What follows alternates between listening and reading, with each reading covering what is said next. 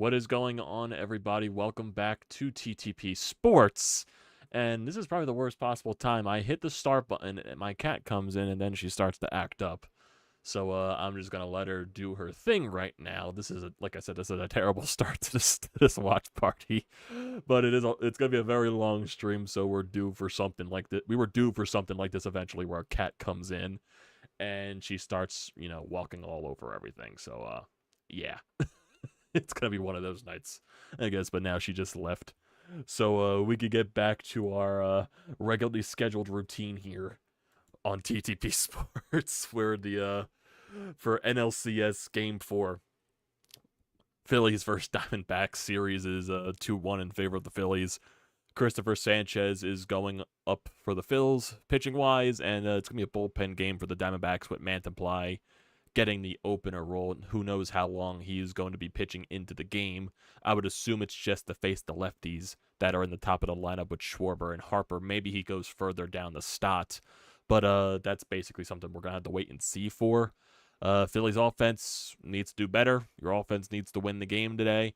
It's funny, too. Arizona, they were talking about, possibly opening up the roof today in Chase Field, but the weather is so hot down there. They're saying it's like near 100 degrees, like 99 or something like that. So they're going to keep the roof closed once again. And who knows? I'm not sure if the ball's going to fly or not again. There were a couple of hard hits from, both teams that, died in certain areas that you thought was going to go deeper, especially more on the Diamondback side.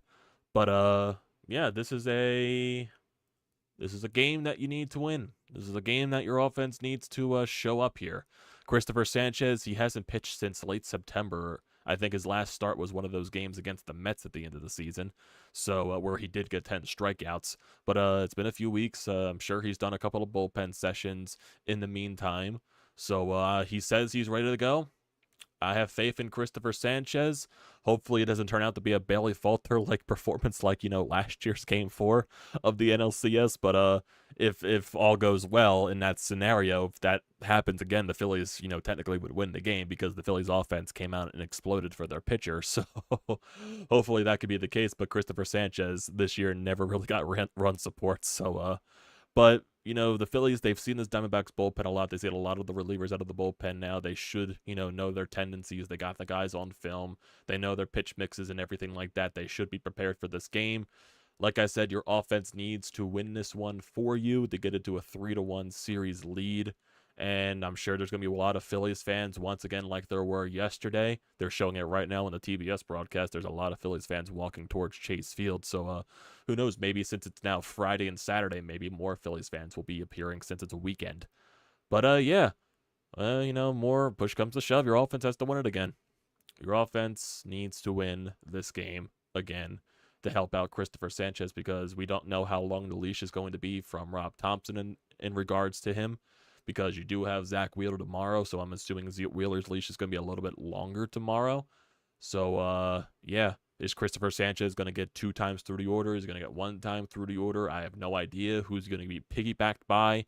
If that's the case, is Taijuan Walker going to make an appearance in this game? I have no idea. So, there's a lot of question marks surrounding this game, but the biggest one really needs to be your offense, picking it back up. Really, yesterday was the first time that your offense got shut down for most parts. You put up a bunch of runs in mostly a lot of the games so far here in the playoffs.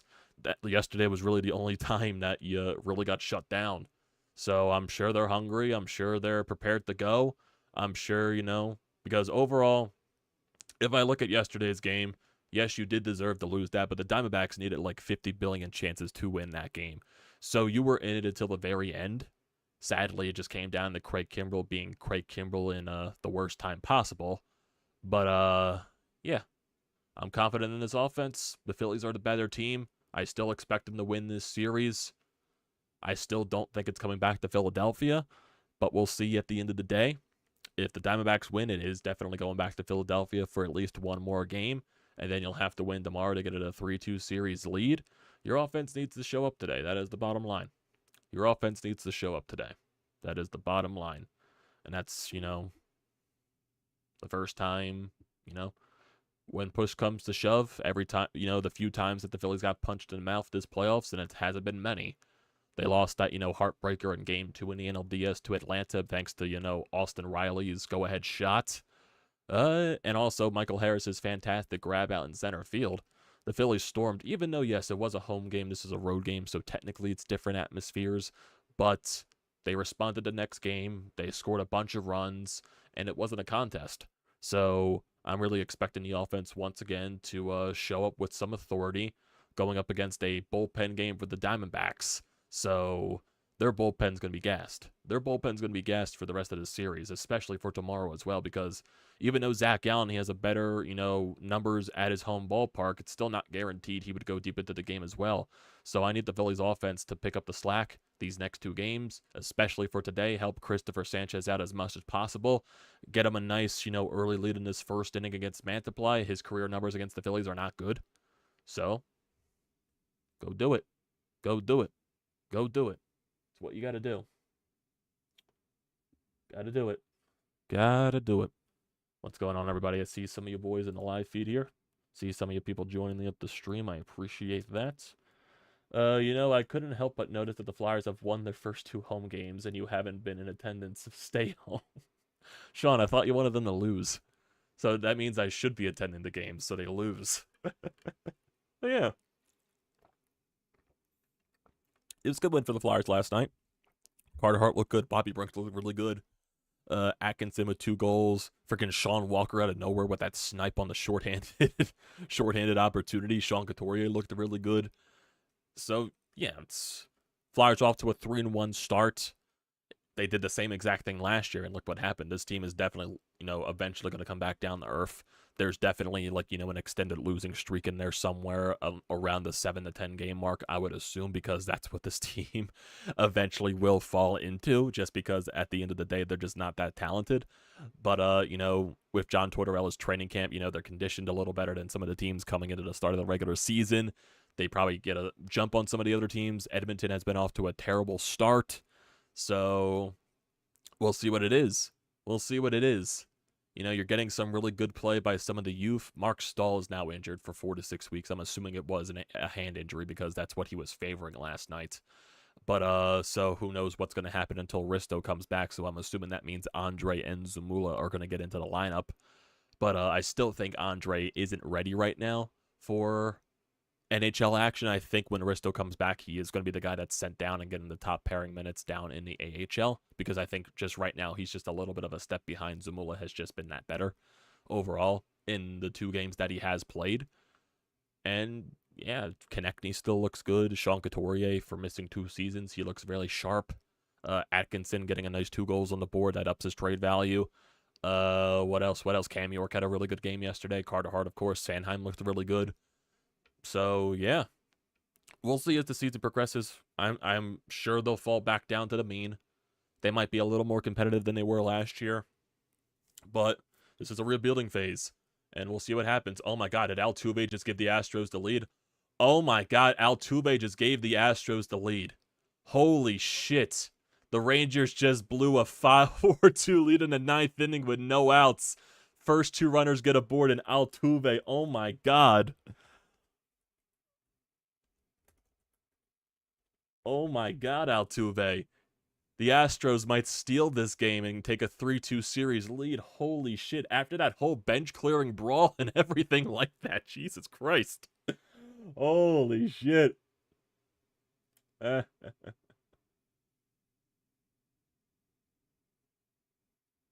Oh, man. Rangers, yeah, the Rangers could be done now, man. Rangers could be done. Oh, man. Oh, man. Oh, man. Oh, man. Altuve with freaking... Holy shit. I just, peek up for a little bit. I see the swing by Altuve. I see the couple of base runners that, the Rangers closer allows. And then I just see the ball hit into the air and it travels to the wall. And it was almost a robbery at the same time. Jesus Christ. Oh, man, did they just go back-to-back? No, that's just going to die at the warning track. Jesus. Jesus. Well, looks like this game is about to get underway. Oh, man.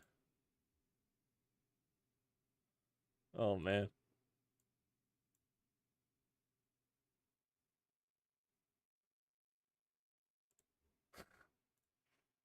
I had to go to Twitter just to hear Joe Davis's reaction to that. That was a great call. That was a great call. They put Dan Iasonia in fucking right field. Good. Good. Put him in fucking right field. He was terrible last night. So it sounds like there's a lot of Phillies fans here today. That's good. That's good. Let's see. Is Schwarber gonna, start the game with a purpose? Let's see. Lefty-lefty matchup with Mantemply. We don't know how far he's gonna go. First pitch. Schwarber was aggressive and he fouled that one off. 0-1 to start this game. A lot of the Phillies fans are standing. There's a lot of Phillies fans here. There's a lot of Phillies fans. Schwarber's 3 for 10 with 3 home runs in this series. That's actually funny. The true 3 outcomes from Kyle Schwarber. Here's the 0-1 pitch. He takes that for a ball. The true 3 outcomes. That is the full definition of Kyle Schwarber. Walk, home run, or strikeout. Well, here comes the 1-1 pitch here to Kyle. He fouls that one off. 1-2.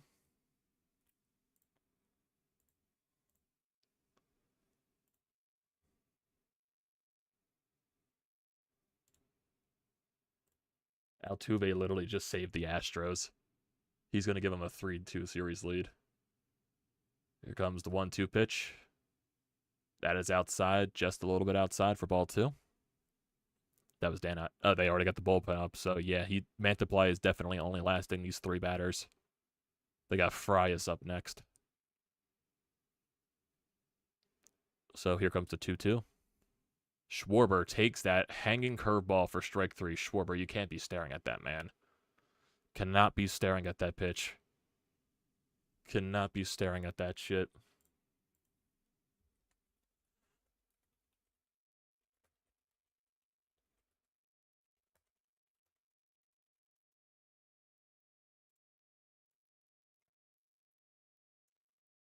Oh, here comes Trey Turner with 1 out. Comes first pitch.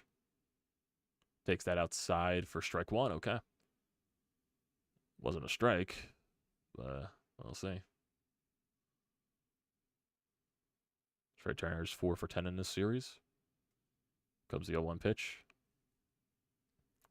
Swings and misses there. Or foul tips it, actually. Strike 2.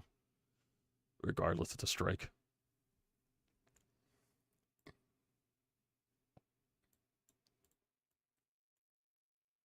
Comes the 0-2. Fouls that pitch off. Mantemply is just pitching up in the strike zone to Trey.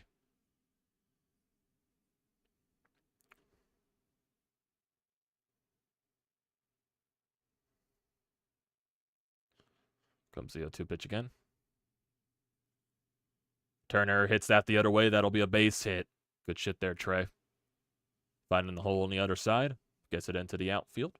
Nice little single there for Bryce Harper to come up.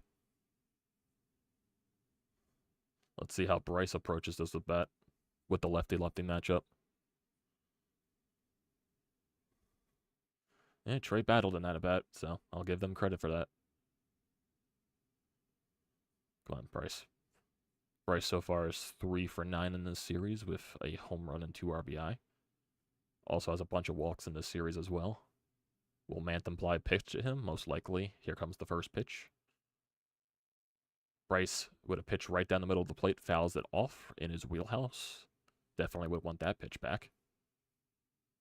I don't know why I'm calling this like a golf or a tennis match or a golf game. It sounds like I have just had that calm, like relaxed voice calling it everything. It's weird. Here comes the 0-1 pitch, throws it over the tray.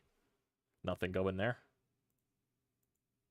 I don't know why I made it sound like it's a freaking golf with my voice there. Look at that hole on the left side of the field. I wonder if Bryce should try to shoot that way. Oh, here comes the 0-1. Way inside for ball 1. Almost hit Bryce.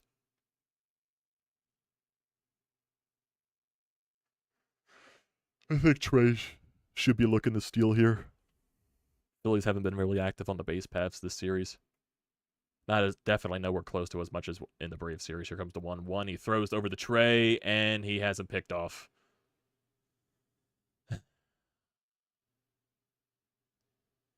Oh, that is the first time this year Trey has been caught stealing.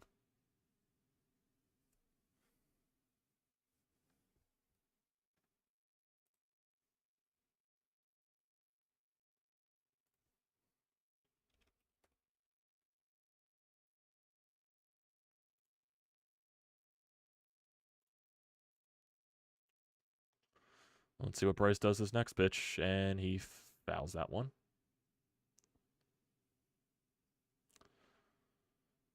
I mean, I don't hate the idea of Trey stealing. He's been perfect at it basically this season. Not anymore, but you know what I mean. Comes 1-2 to Bryce. Rangers call time. Diamondbacks call timeout.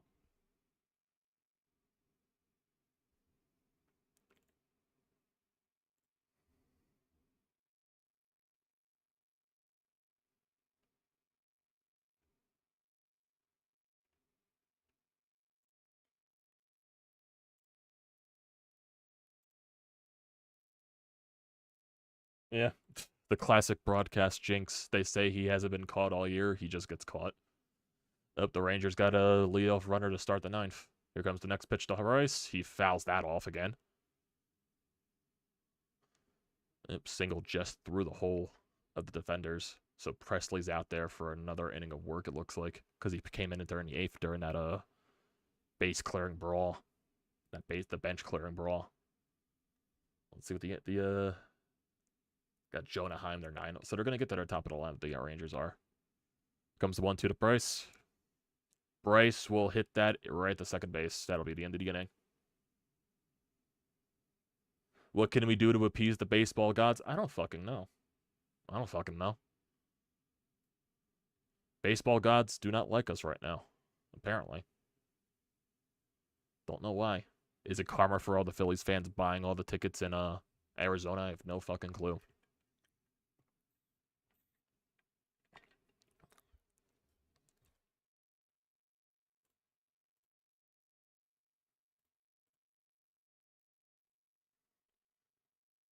Let's see what Jonah Heim does. Oh, that's another single. Rangers got 2 runners on here. Rangers got 2 runners on with 0 outs. Presley's struggling, and the top of the order is coming up for Texas. Oh boy.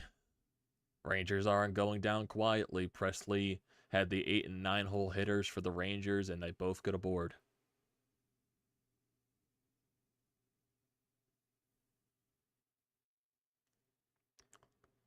Who's there? Oh, Altuve just missed it.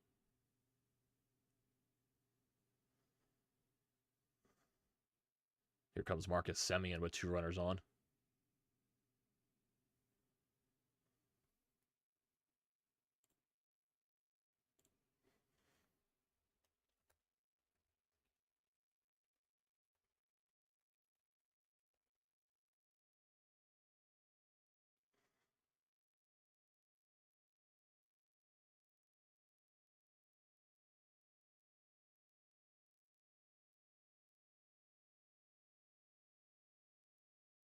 Let's see. 1-0 count to Semien. Here comes that pitch. He swings and misses at the slider or curveball. It's 1-1.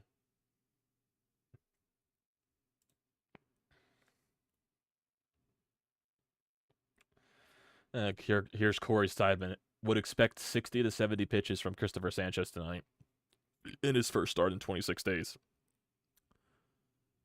Oh, that's what a play by Pena there. Is that Pena? No, that is not Pena. But that was a great play by their shortstop, the Astros. Here, the changeup's been a real weapon for him. One of the 5 lowest opponents batting average on the changeup in the majors, and he'll need it against the righties in this lineup.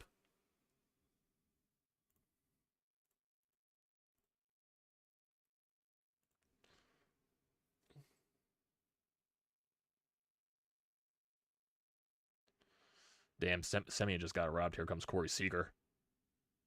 Does he offer that? No, they're not even going to check it. It's ball 1. Yep, this first inning's going to be huge for Christopher Sanchez to see what he's like. Hasn't started in over 20 days.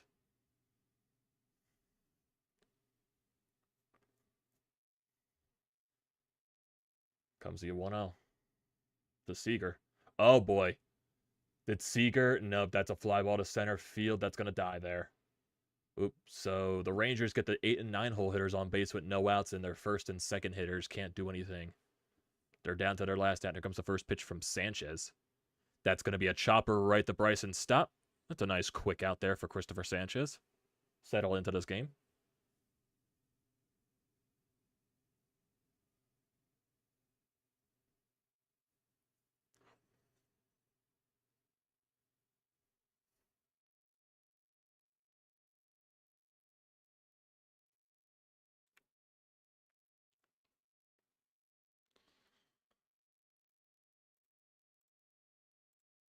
Comes the Corbin Carroll. First pitch to him. Takes that for strike one. Nice located sinker there.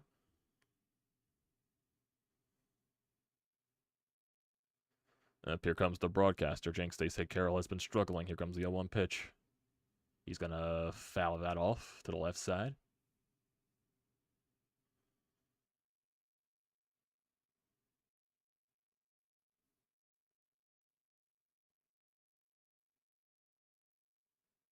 Comes the 0-2 pitch. Change up down, way low, it bounces. Ball one. Will we see Walker or Lorenzen tonight? I doubt we see Walker. Lorenzen, it depends on the score.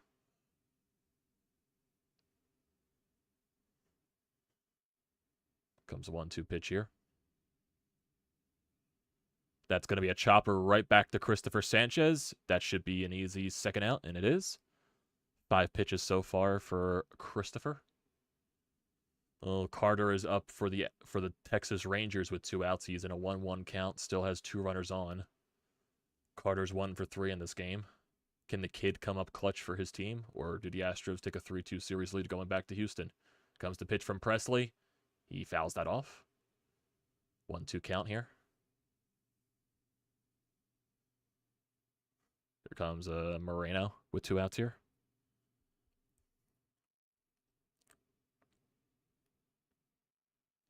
Comes first pitch. Takes that. Strike one, outside.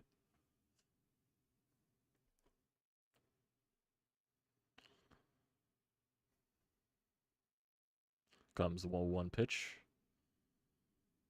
Outside for ball one.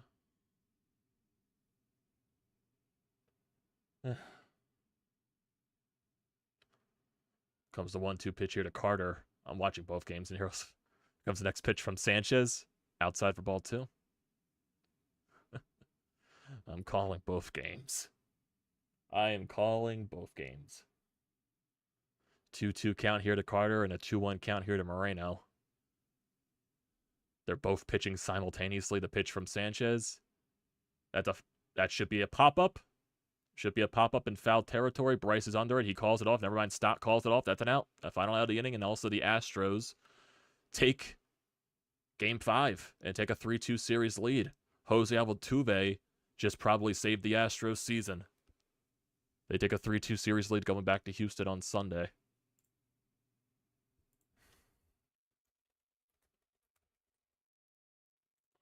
It is a huge win for the Astros.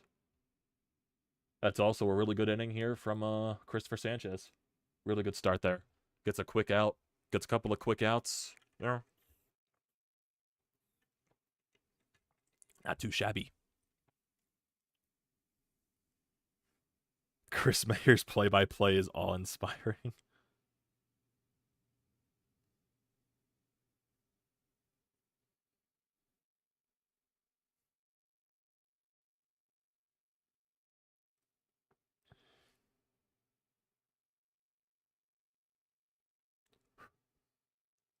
I'm going to the top of the second now.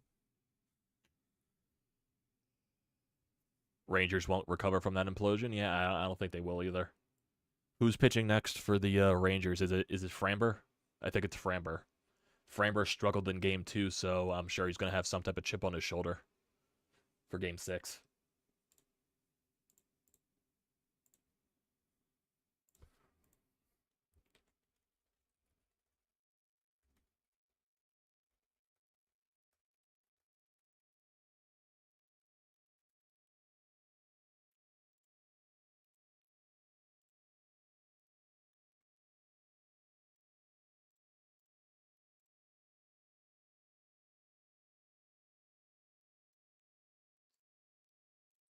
So here's the question mark. Is Mantemply going back out there for another inning?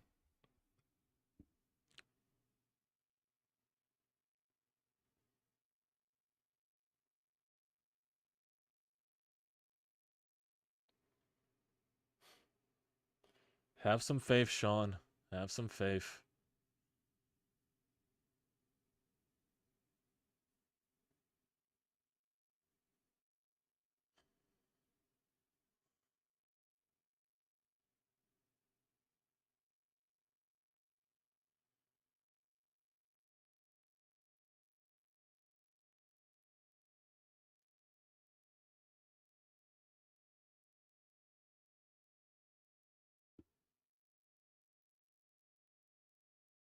I don't care about CNN news.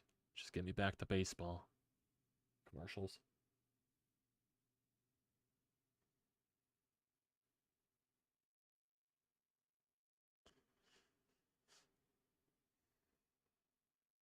Nope, Mantiply is done.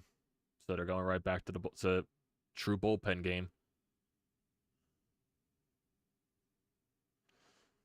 So now out there for the Diamondbacks, it is Luis Frias. Comes a pitch to Bohm. Bohm fouls that away.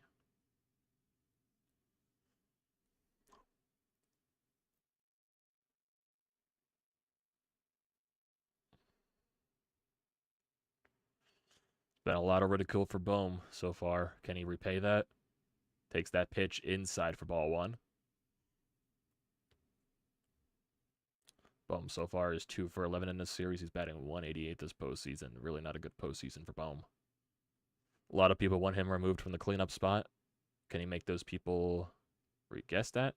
Bohm chops it over the third base to Rivera. He makes a nice throw. Who's covering the World Series? It's always Fox is always the World Series. So you don't have to worry about TBS at all. Fox is always the World Series. That's a good play by Rivera. Do they just not use Longoria for third base for some reason? Even though it was a good play, I'm just saying, like, why would they randomly take Longoria away from third? Unless he tweaked something.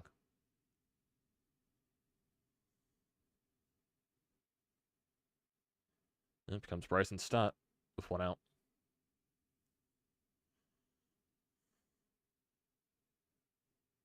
Swings and misses at the fastball low. 0-1. Yep, they got the bullpen up again, so is this just going to be a different reliever every inning for the Diamondbacks?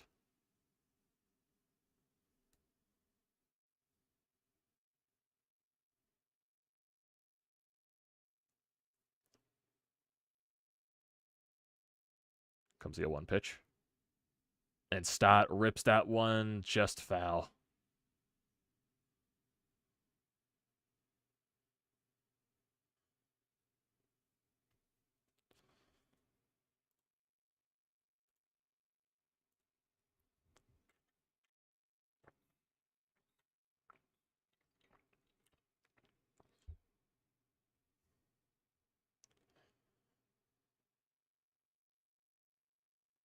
Well, becomes the 0-2 pitch here to Stott.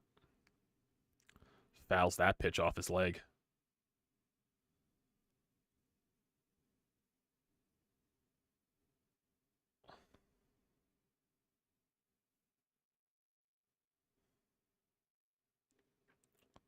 Yeah, he fouled it. Freaking TBS crew thought he swung and missed. It was a clear foul ball. Ugh, right off the foot.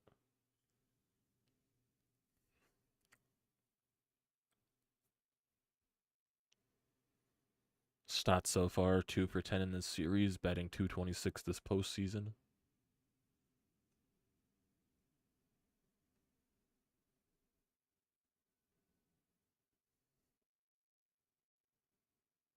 Comes 0-2. And Stott goes down swinging. Not the best at bat there from Stott.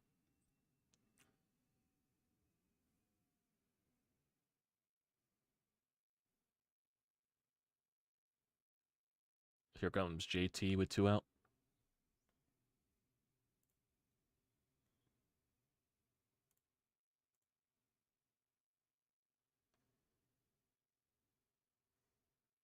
Goes first pitch. Takes that hanging cutter for strike one.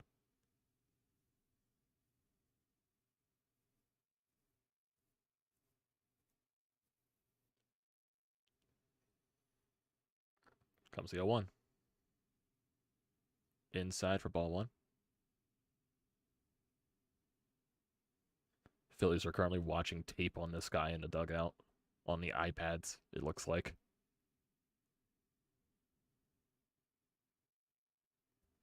Comes the 1-1. JT fouls that away.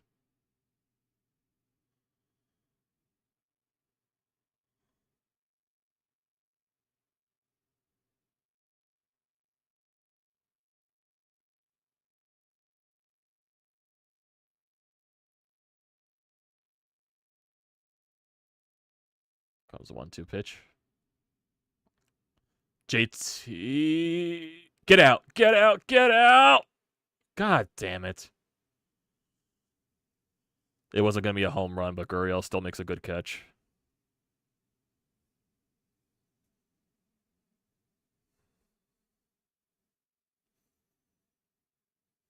Yeah, that wasn't going out.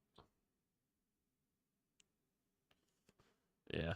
That was just going to most likely be a double off the wall. More than anything. It wasn't going out. Still a great catch nonetheless by Gurriel.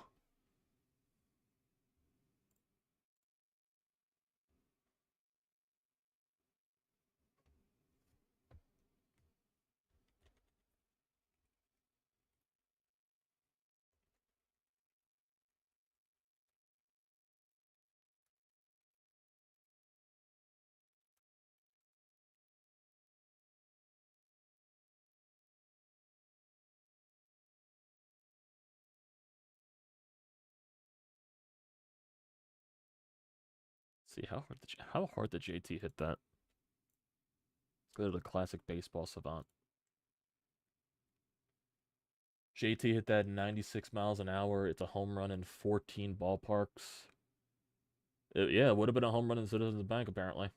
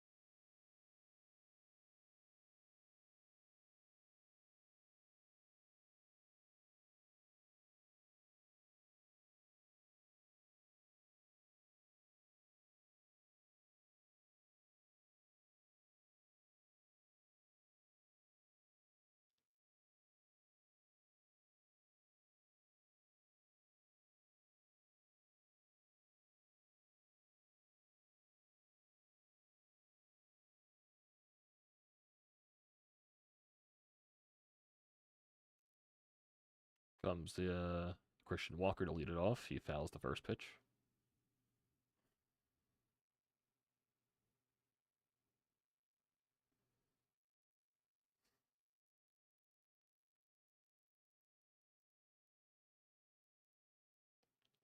Walker grounds that over the bone at third. Easy. Oh my God, he overthrew Harper.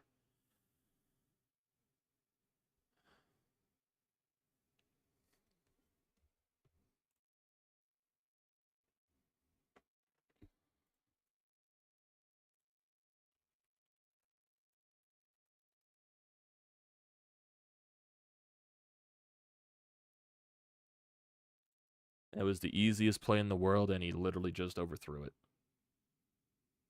And good by Walker to dive under Harper. Comes Tommy Pham. Takes that for strike one.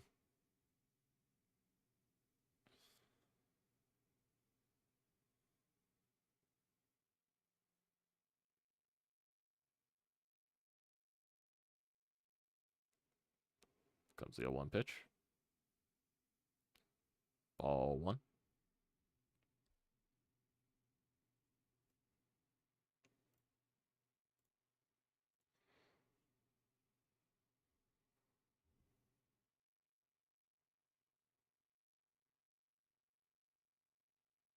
Comes the 1-1.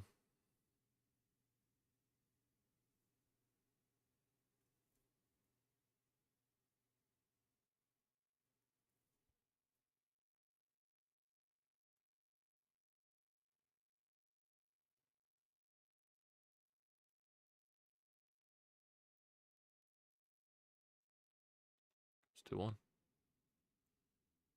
Pham fouls that off.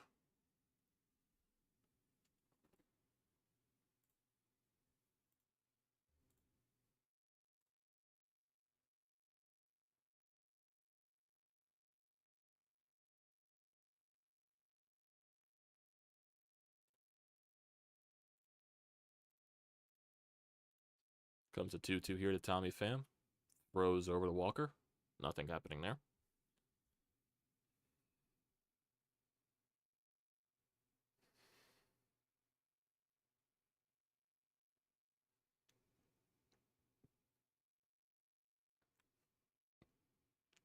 Comes 2-2. Fouls that off. JT's balls.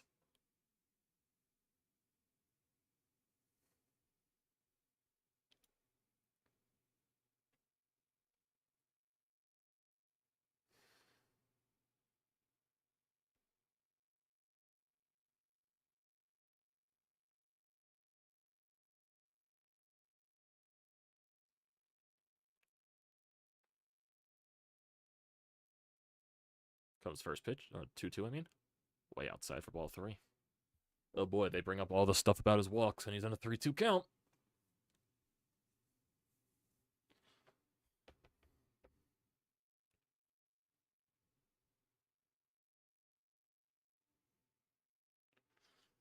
Comes the 3-2.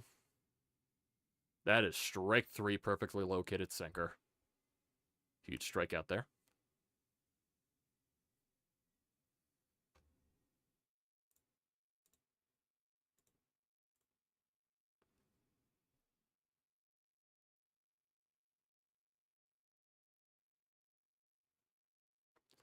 So here comes Gurriel with a man on and one out.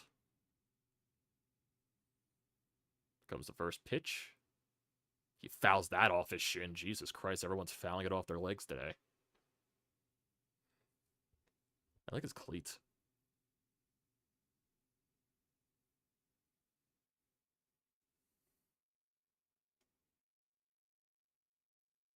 Oof. Right off the shin. Never mind, right at the top of his foot. Oof.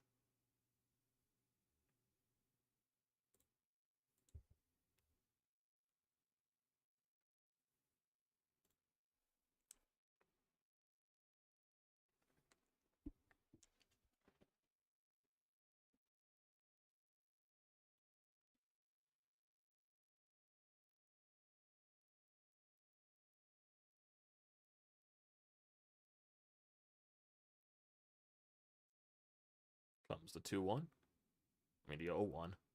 That is a foul ball. I looked at the series and I confused that with the count for some reason. Look, boys, it's been a long day. And my brain is in shambles watching this team so far.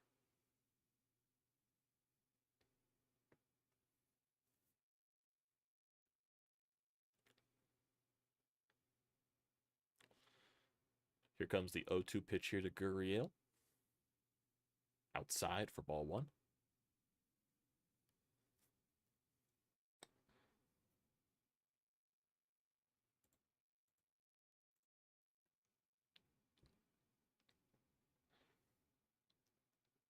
Comes 1-2.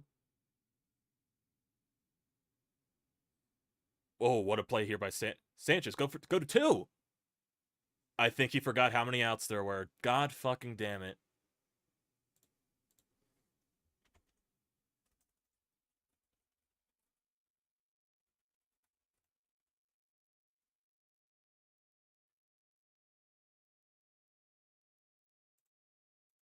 Sanchez, and let's stop, is literally screaming at him.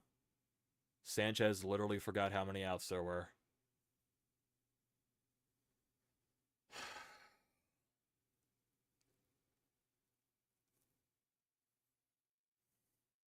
Here's Longoria.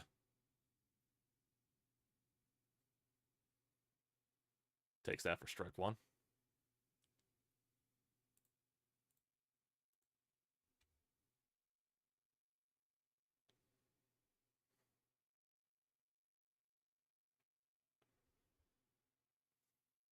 Oh, 1 here to Longoria. Takes that for ball 1.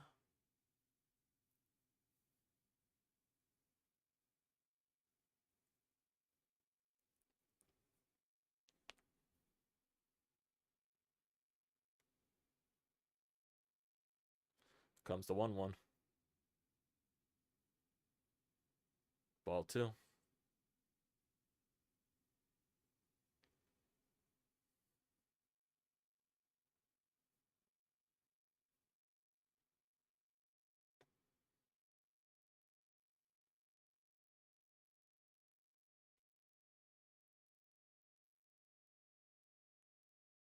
comes 2-2 at 1.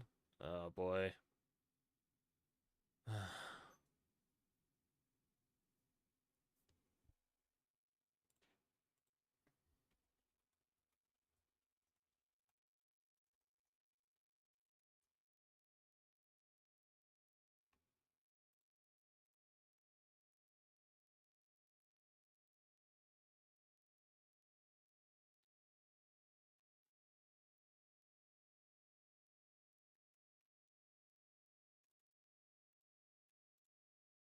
Comes 3-1 here to Longoria.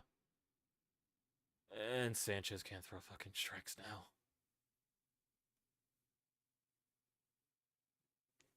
Longoria, after not walking at all in the NLDS, I believe has a few walks in this series. All this because Sanchez forgot how many outs there were.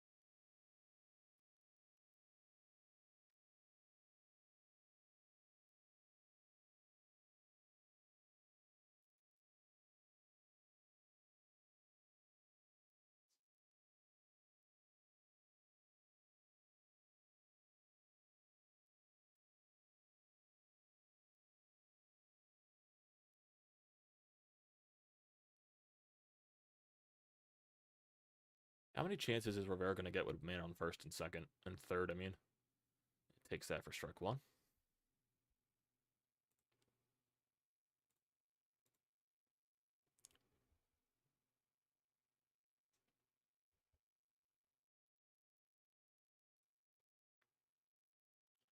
Here comes the 0-1. Takes that for ball 1.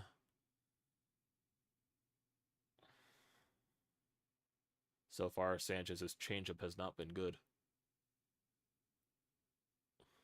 Sanchez's changeup has been the best pitch for him this year, and so far, he's just not throwing it good enough to make him chase. Comes the 1-1. And it's going to go up the middle, and the Diamondbacks are going to take the lead.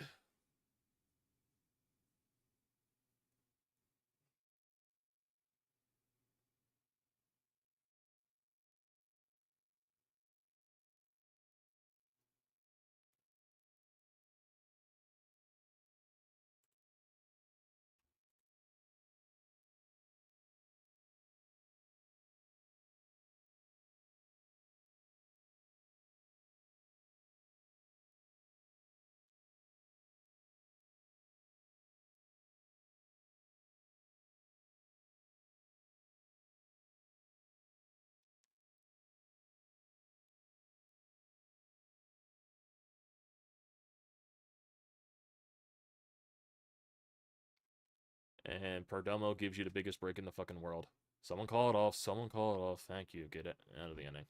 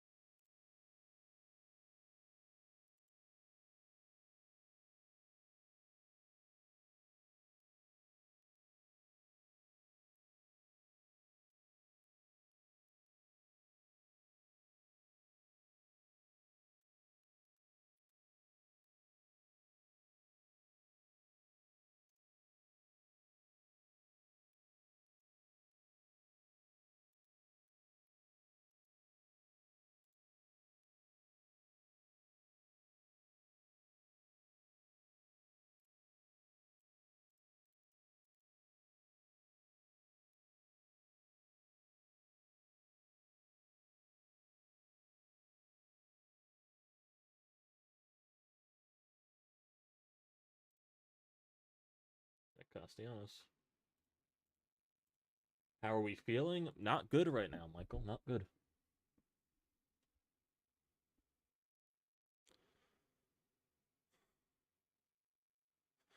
And here comes Nick Castellanos with a terrible at bat. Takes the first strike and then swings at the outside slider. Did the Phillies just suddenly revert back to their first half form? Terrible fundamentals and terrible plate discipline. Comes the 0-2, and he fouls it out of play.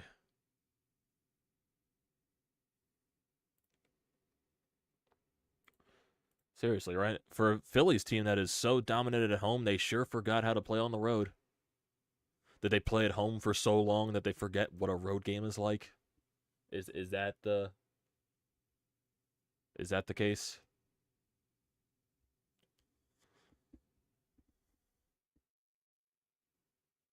Comes the 0-2 pitch here to Castellanos.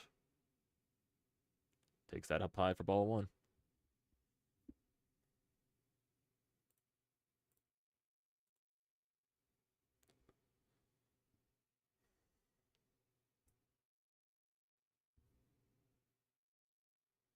Eh, I don't even know what Nick is swinging at right there.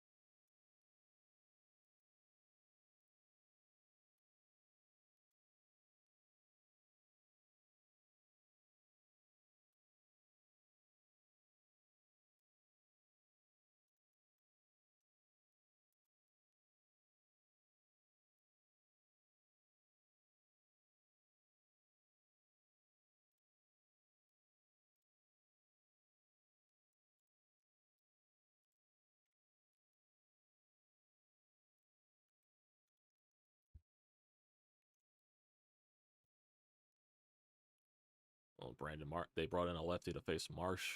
Let's see what Marsh can do. Takes that for ball 1.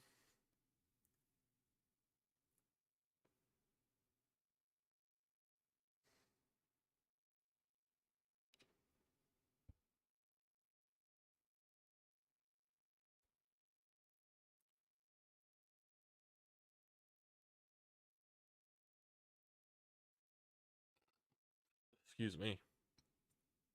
Comes the 1-1 pitch. Marsh flails at the slider.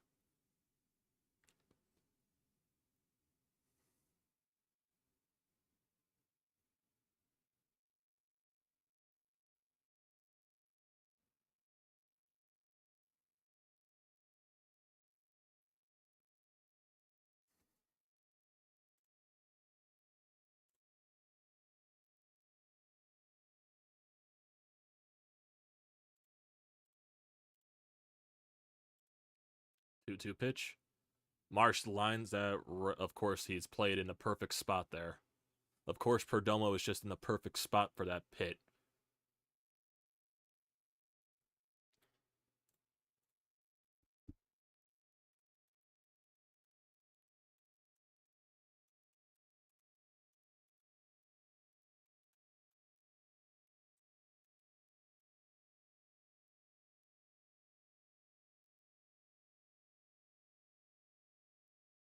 Well, here comes Johan Rojas. Tried to put a bunt down with 2 outs, and he takes a strike.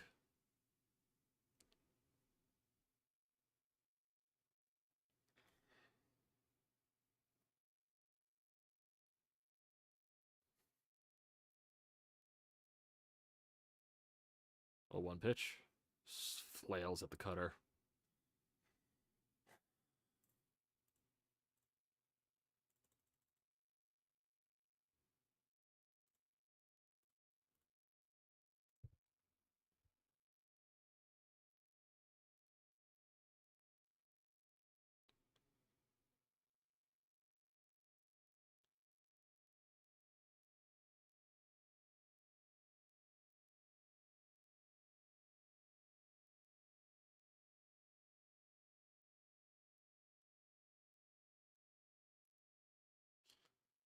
Beautiful at bat there, Johan. Beautiful at bat there.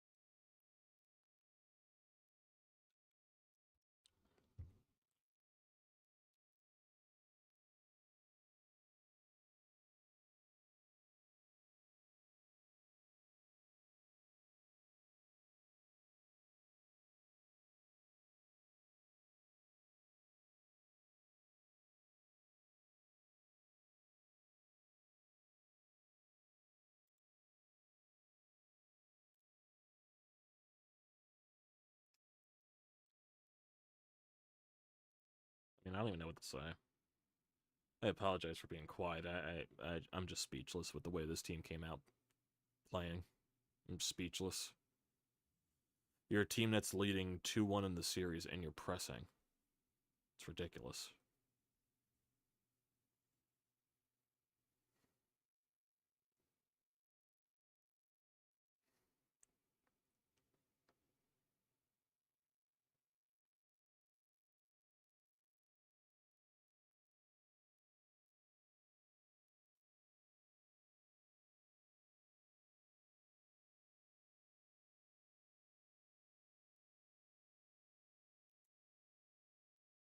Here's Martes. Here, we'll see what Sanchez is like second time through the order.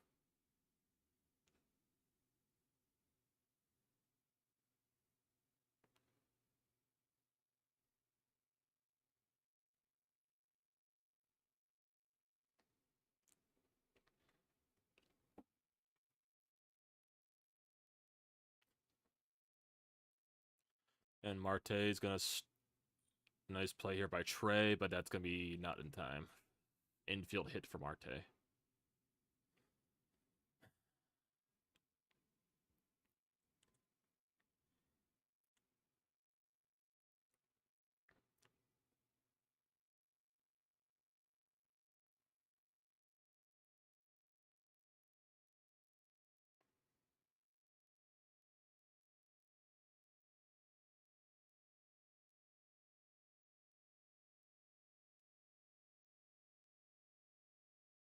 Comes Corbin Carroll.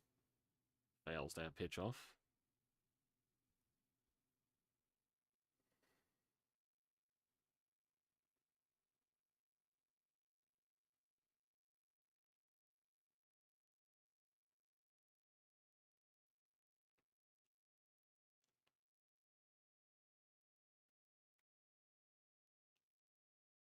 Oh my fucking god.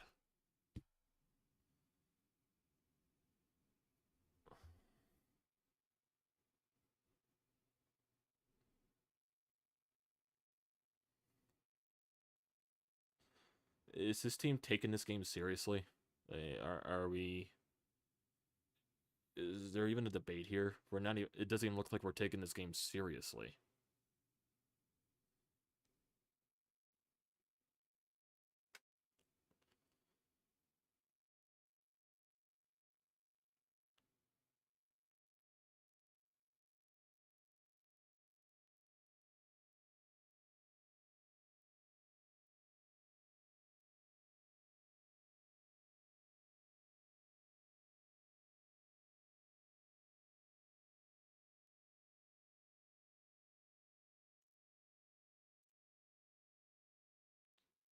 Sanchez lined it right up the middle. Sanchez couldn't make the play, but Turner does. So it'll be the first out, but Marte gets over the third.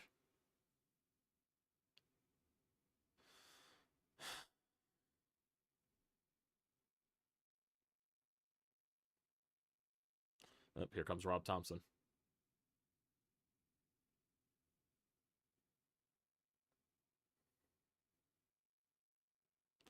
Who's going to be the guy out of the bullpen?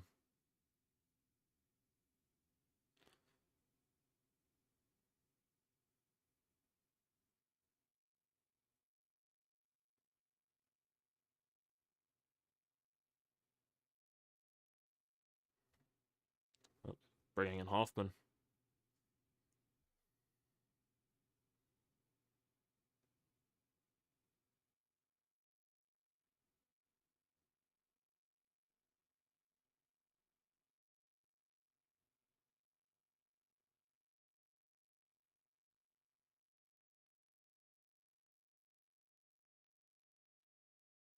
So, Sean, you wish our hitters can just ground out? Is that what you're asking, I mean? Is that what you're asking, Sean? Our hitters just ground out? Because our guys can't get on base in general, so you're just asking them to ground out at that point with that logic. I'm just saying. By that logic, you're just asking guys to ground out because our guys can't get on base in general. So there will be no one there to advance.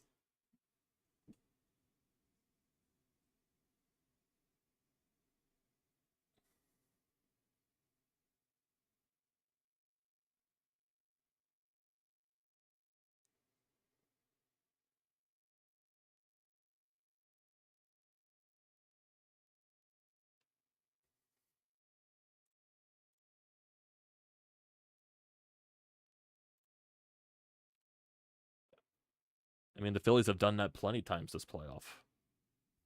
I'm just saying, they have been.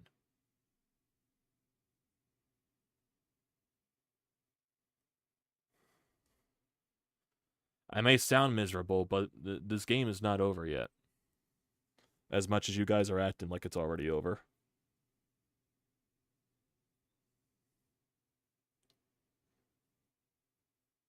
Little things pay dividends in the playoffs. The little things is why the Diamondbacks were a mediocre team. Yeah, they deserve to get into the NLCS.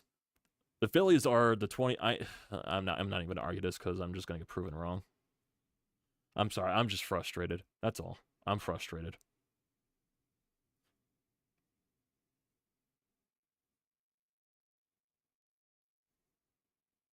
Not the last 2 games. Game 2, the Phillies won 10-2. I mean, 10-0. The Diamondbacks took 20 billion chances to win Game 3.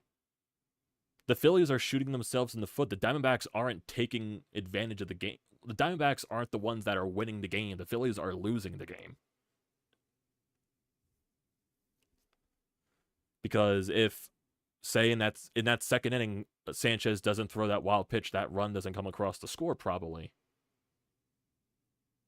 And once again, if he throws another wild pitch, this run, isn't at third base. That might have been a double play.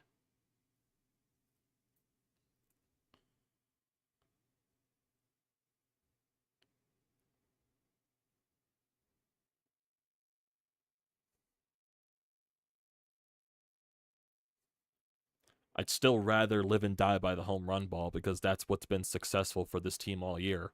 Look at the Astros. How did the Astros win the ball game? They've hit home runs. That's how they've won.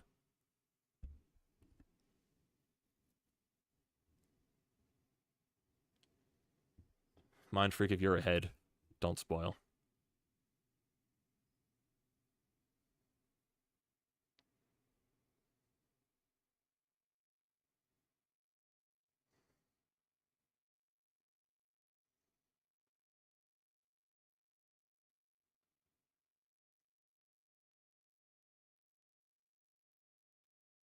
One, two pitch. Ball 2.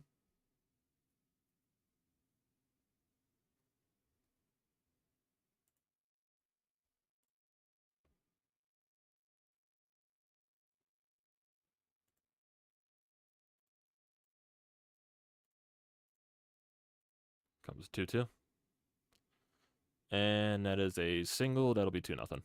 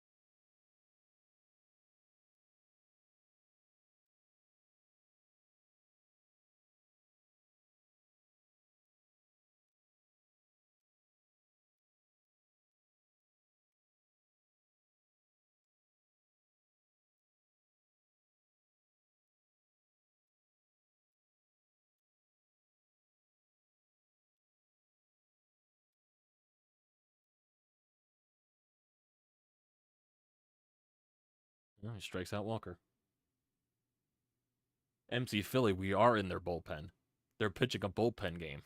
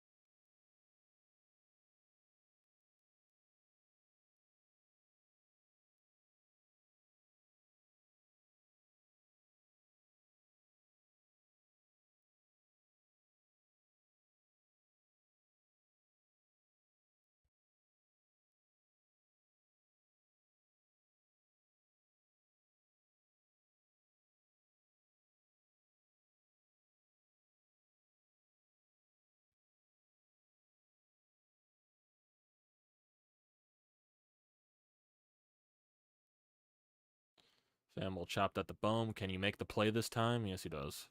And that's the inning.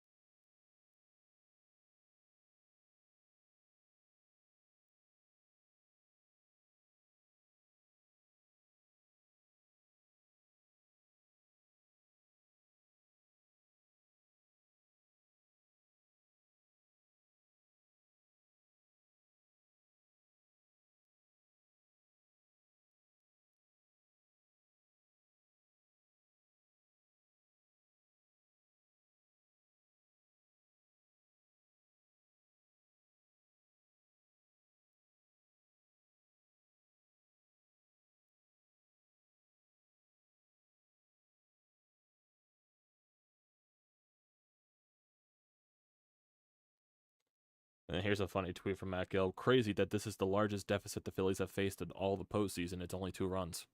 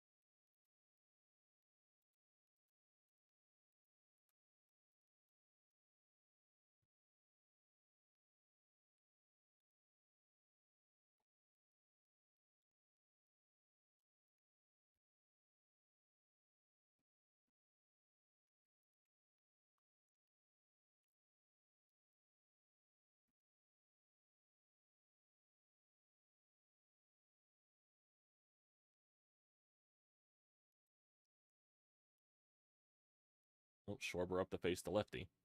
Again. Outside for ball 1. Can we at least get a base runner? We've had 1 base runner, and that base runner got picked off. So, 1 pitch. Right on the corner for strike 1.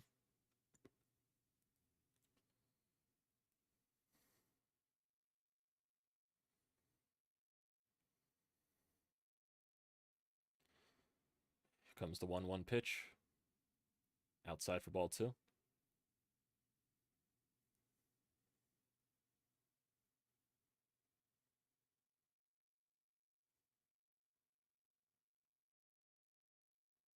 Comes the 2-1 pitch.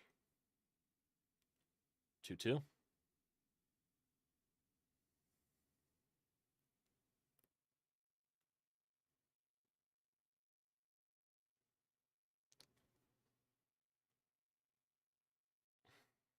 Comes a 2-2 pitch to Schwarber. That's a 3-2 count.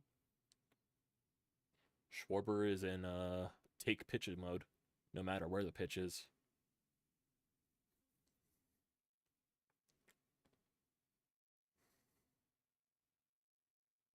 Comes 3-2.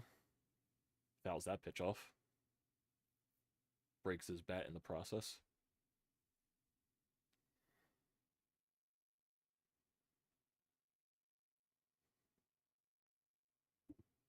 Well, I just spoiled myself, so here we go. I just spoiled myself, so Schwarber is going to fix his bat here. I literally just spoiled myself. I'm sure you guys know what's probably going to be happening at the same time, so we're all going to experience this here together. We're all going to experience this fantastic moment here together as I spoiled myself, as my stream is insanely delayed, because thank you, TBS, thank you, Xfinity. So here comes the 3-2 pitch here to Kyle Schwarber, and he unloads on that ball. It is gone. Schwarber tries to pick the bench up. It's 2-1, cuts the lead in half. Phillies fans are going crazy now. Hopefully that wakes the offense up. They just needed that one. They needed that one. They needed that. Hopefully that wakes the bats up now. Watch it on Hulu? I do have Hulu. I probably should be doing that. Let me get Hulu up. Is Hulu more on time? Is that a fact?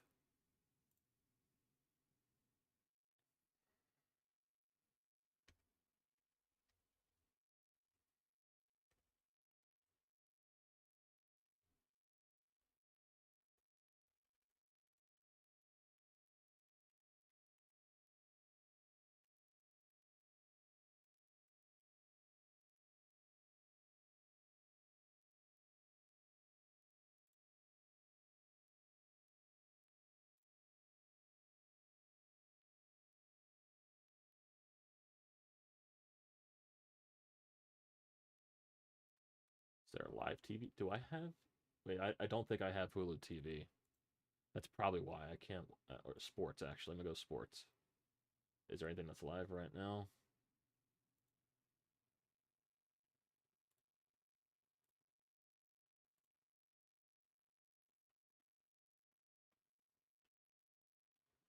Is this on Hulu or is this on Max? Because I'm not seeing it pop up on Hulu. I don't think it's on Hulu. It's on HBO as well. Let me check HBO. I'm just trying to find a stream that's like freaking. Okay, here we go. Maybe this will help.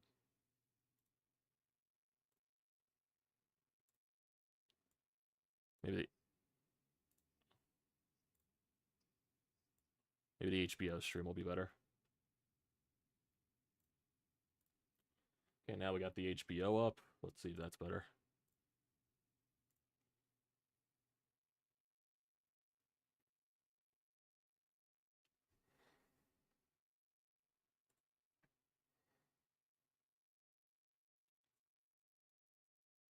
Well, Schwarber, like I said, the 3 true outcomes: walk, home run, or strikeout. He has 4 home runs in the series. Now Kyle Schwarber has the most home runs among all left-handed hitters in the postseason history, just past Reggie Jackson. Comes the first pitch to Turner against the new pitcher. Did Turner just tie it? Did Turner just tie it? Please, please, please don't die at the warning track, you son of a bitch. You son of a bitch. God fucking damn it.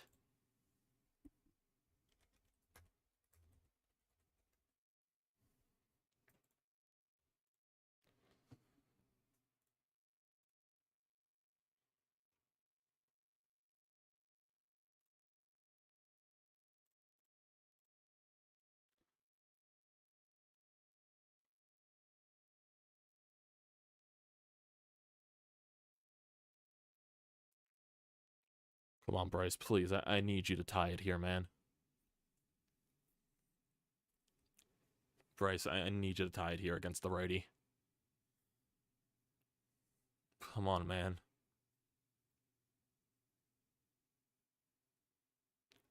Ugh. He was trying to rip on that one.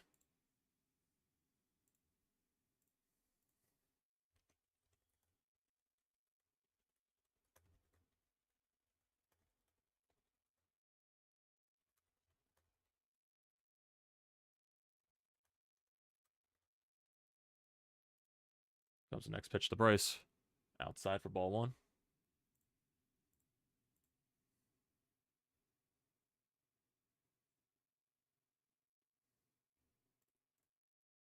Trey Turner hit that ball 105 and it died at the wall.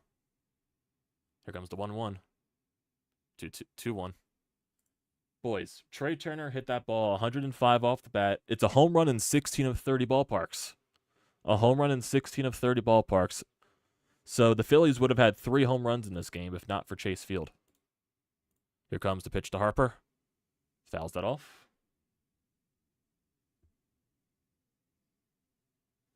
Yeah, it's the fact that the TBS broadcast is way behind, and it's the fact that I'm watching it on a streaming service because I don't have cable.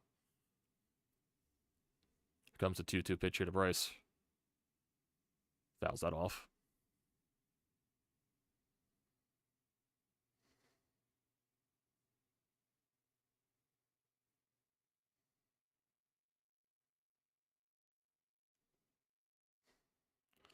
Comes 2-2 to Bryce.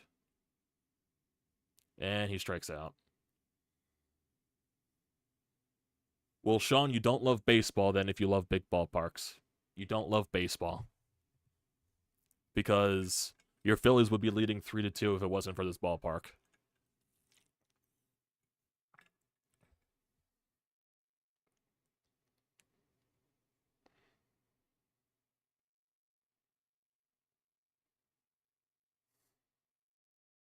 There's Alec Bohm. He will rip that. Are these guys just playing up the middle? Do these guys just play up the middle? Like, what is the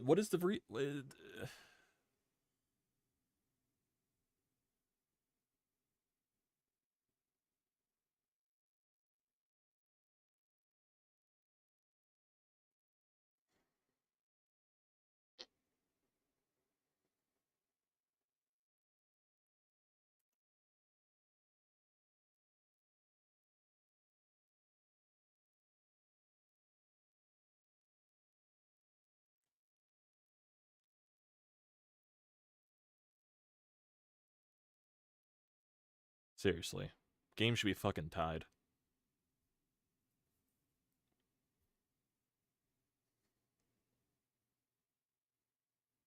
Game should be fucking tied.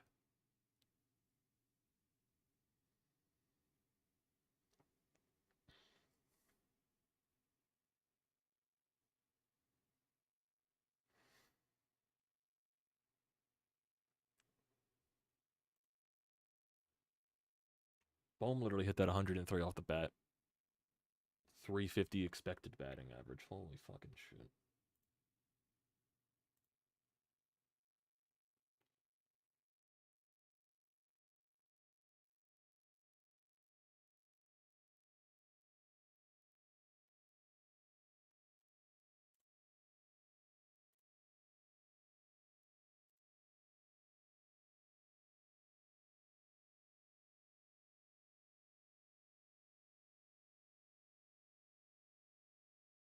I hate big ballparks.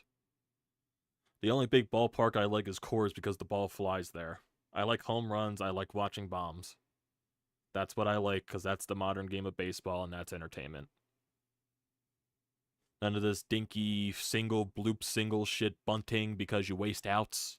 None of that shit. I want bombs. I want doubles into the gap. I want power. That's what I want. That's my baseball. That's how I enjoy the game. I hate bunting because it wastes it out. I hate bloop singles because it's luck-based. I hate luck-based shit.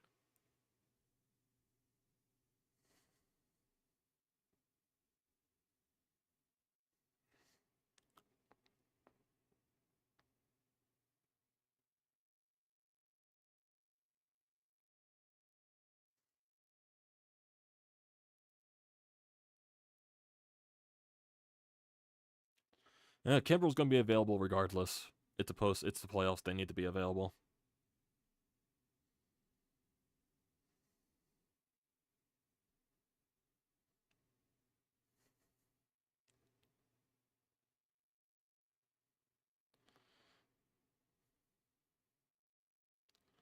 I wonder, is there something going on with Hoffman's finger?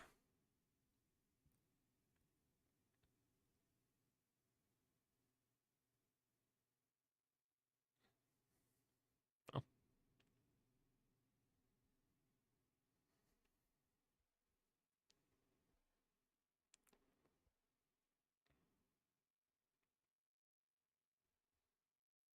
Strike 2.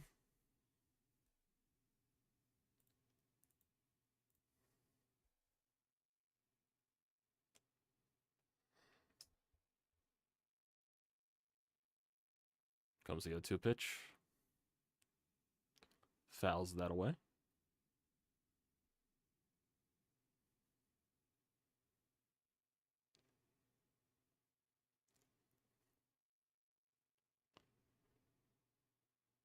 Yeah, I think Hoffman has a blister.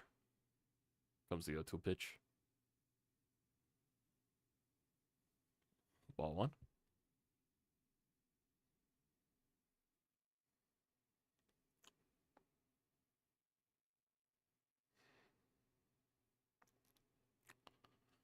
Comes the 1-2 here to Gurriel. And he's going to fly that to right field. Nick Castellanos calls it off. 1 out.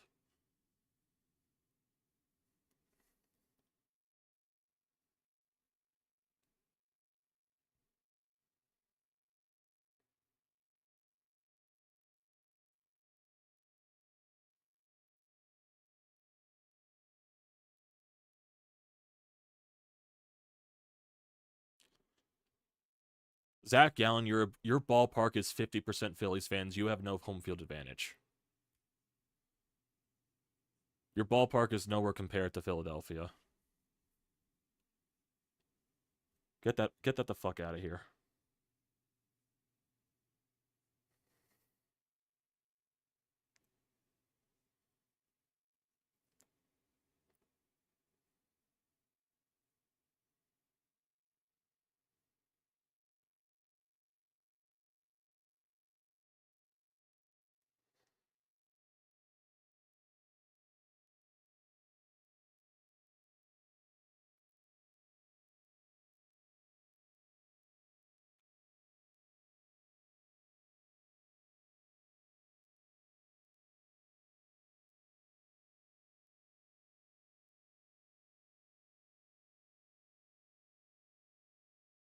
Comes the 0-2 pitch here to Longoria.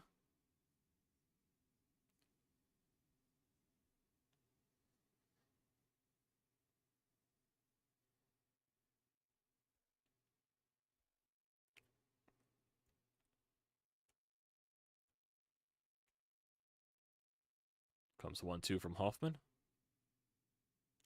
Fouls that away.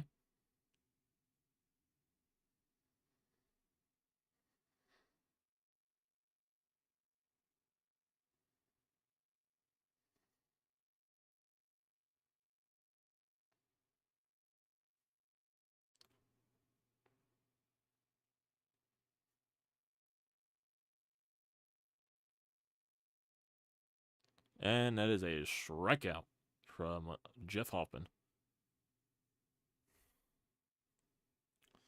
Wonder if he's going heavy use of the off speed just because of the blister. Maybe that's why Hoffman wasn't used for a little bit after that game, too.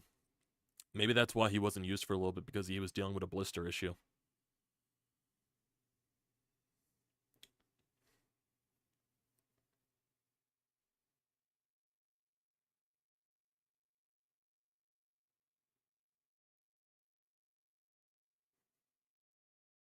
Outside pitch called for a strike 1 against Rivera.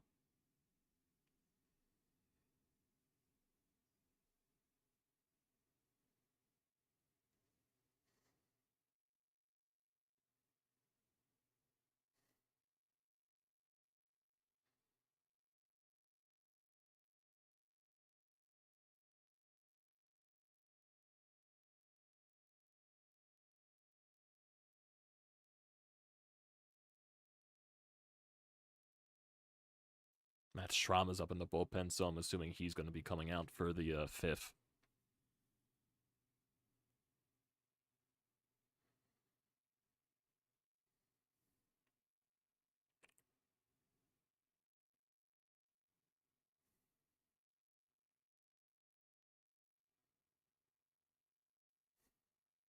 Comes the 0-2 pitch here.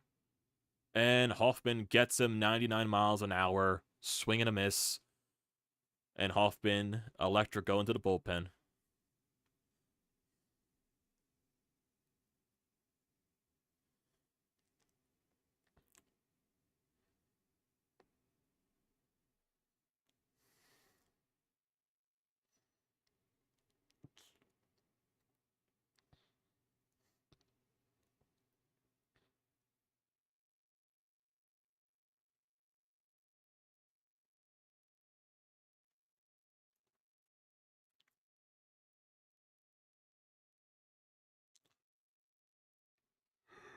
And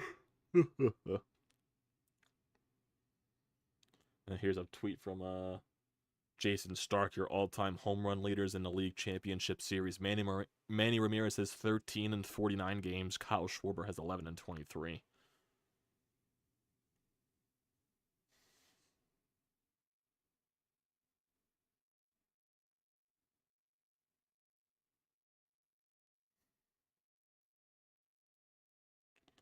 And it's time for the bats to come wake up now.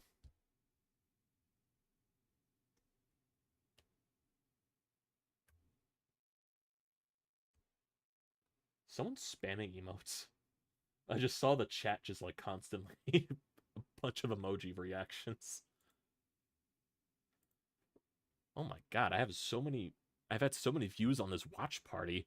Do people like the Phillies fans' misery that much that they come in here and see my misery?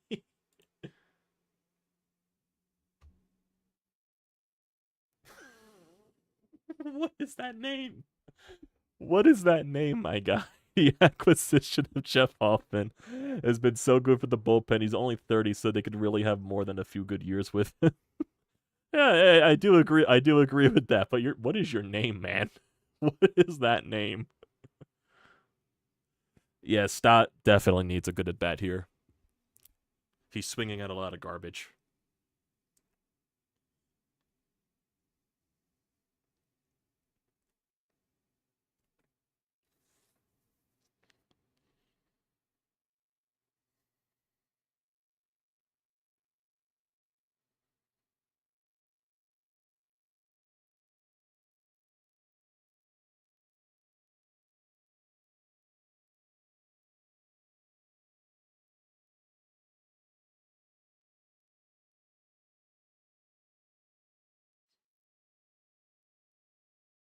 Yeah, they are overdue for a big inning. It just depends on when it's gonna fucking happen.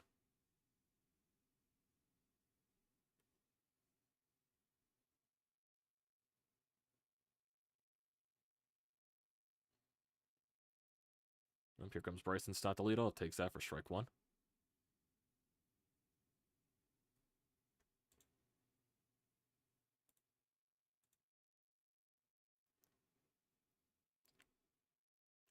Comes Stotty. Takes that low for ball one. The Diamondbacks are warming up their last lefty in the bullpen, Saul Frank. So that's something at least, I guess. Here comes the 1-1 to Stott. Swings. He's got to stop swinging at that low shit.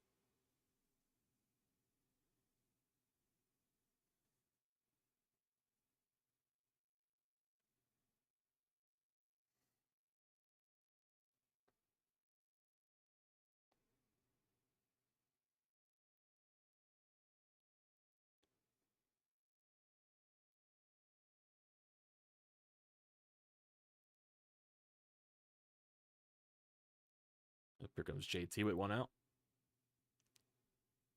Takes that for strike one.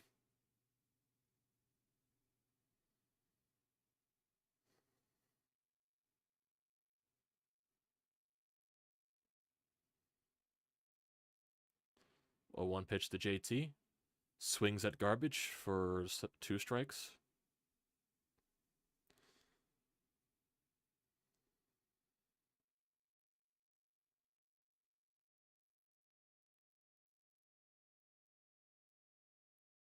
0-2 to JT, and he chops that foul.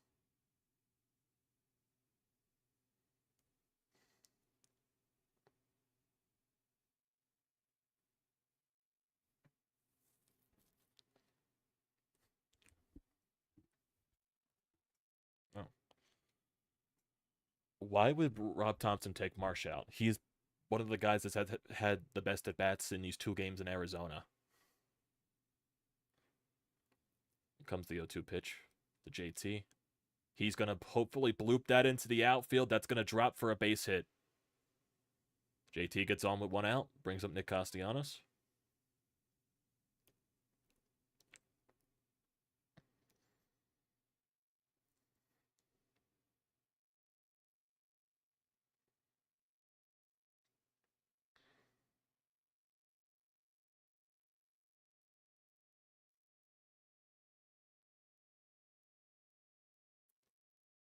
Come on, Nick. You are overdue for something here, man. You have gone too quiet since all the home runs. And he's swinging at garbage. Chases a pitch away inside, like seriously at his dick. He swings at his physical penis. Comes the 0-1 pitch. It's way up. It's up there for ball 1.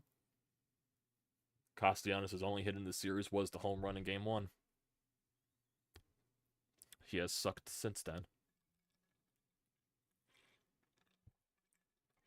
Comes the 1-1. He's just back to chasing sliders outside. Like, what, did Castellanos just have that personal vendetta against the Braves, and now he's just all decided he's done?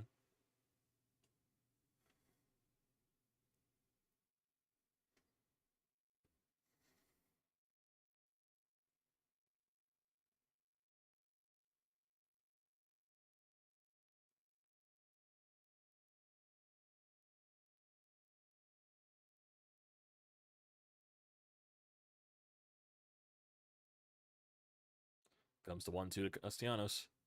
Chops that one up the middle. Oh my! Castro almost bobbled that, but it gets JT to second base.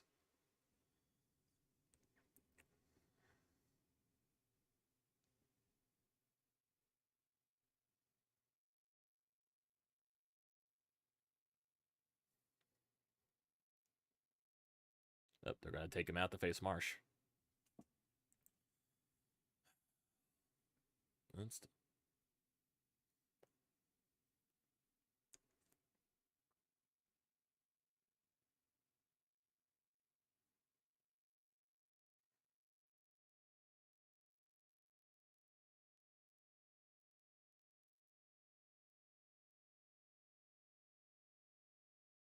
Seriously.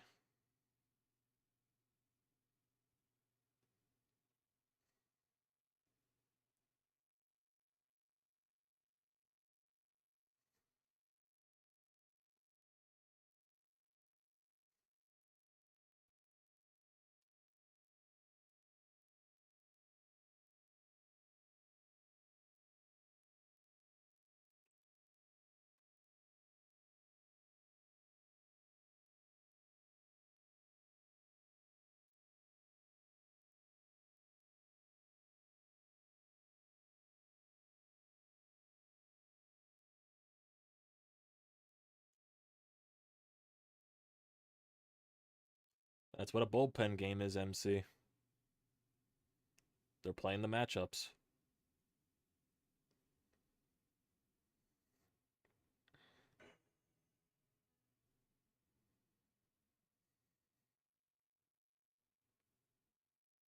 I know it's annoying. I know it's annoying. Here's a tweet that I just saw from John Clark that just for some reason just popped up on my feed. It's from 5 hours ago for Sunday Eagles game. Lane Johnson, Jalen Carter, Darius Slade, Devontae Smith, and Dallas Goedert are all good to go, but Reed Blankenship and Bradley Roby are out. Tyreek Hill's gonna have a field day on Sunday.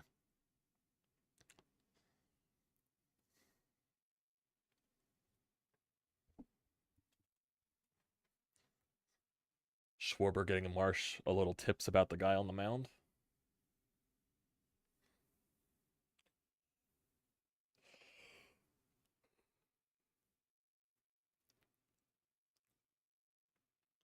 Sal Frank has yet to allow a run in his career, postseason and regular season, even though it's a very small sample size.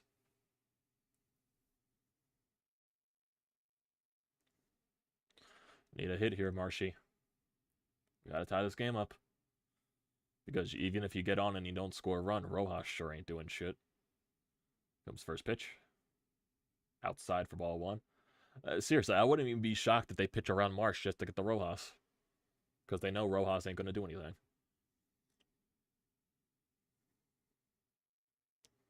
Comes the 1-0 pitch. Takes that for strike one.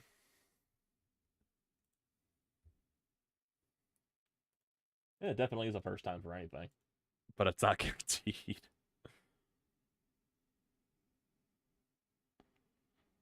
Comes the 1-1 pitch.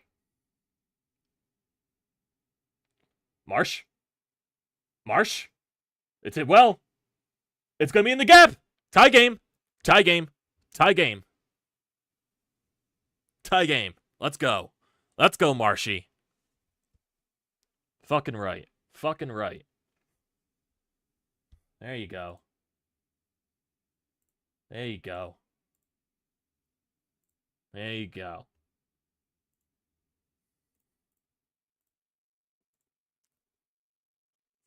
Brandon Marsh is not allowed to sit in anymore. Is not allowed to sit any more games. Never sit Marsh anymore against lefties. It's a brand new ball game, boys. We're back in this shit.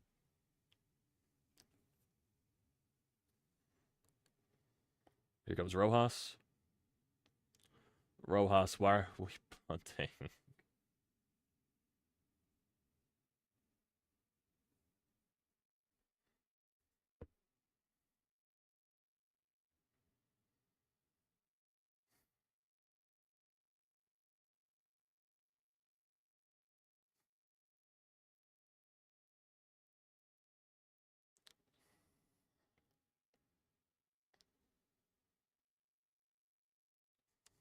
Comes the 0-1 pitch here to Rojas. Fouls that off. Rojas just can't hit a hanging curveball.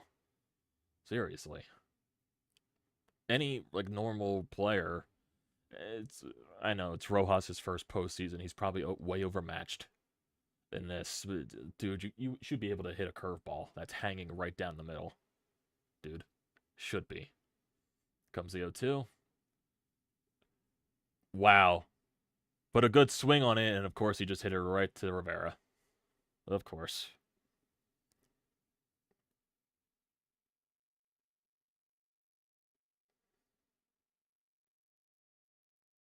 The one time Rojas made good contact.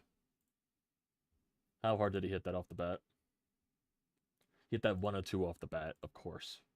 Of course. Of course.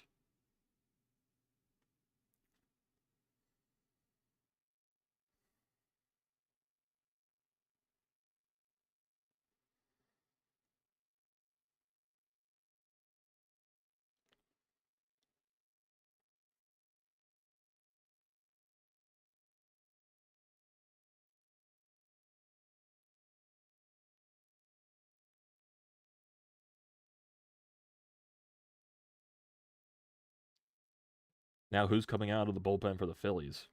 Because I doubt they're using Hoffman for another inning. Oh yeah, it's probably Strom. It's probably Strom.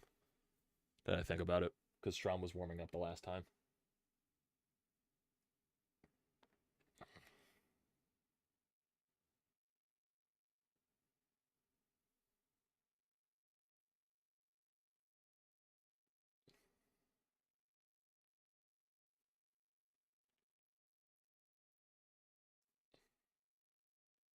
I know you clear the 9-holder, but can Rojas just catch a break? Can the third baseman just make a mistake there and not be in the perfect position to make the play?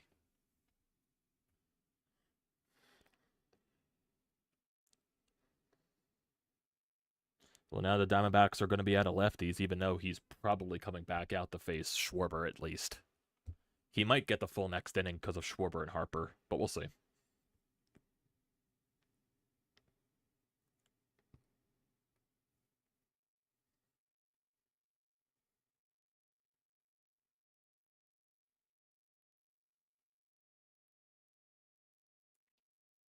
You don't want to overuse Hoffman, because eventually he's going to get gassed. And with the blister, you don't want to take any chances. I think Strom is going to be the guy here.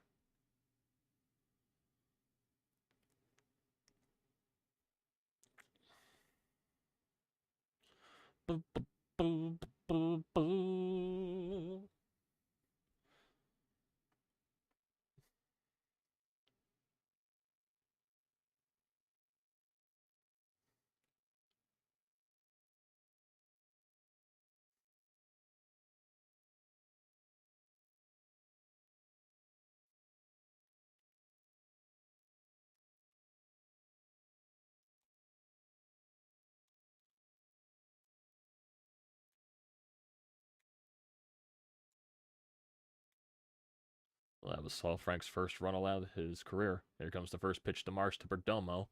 Not Marsh, friggin' Strom to Perdomo. That's strike one.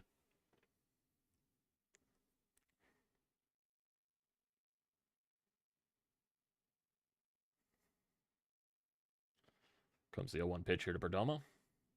Upstairs for ball one. Need a clean inning here from Strom. Really important here. Get the clean inning, get the offense back out. Comes the 1-1 pitch.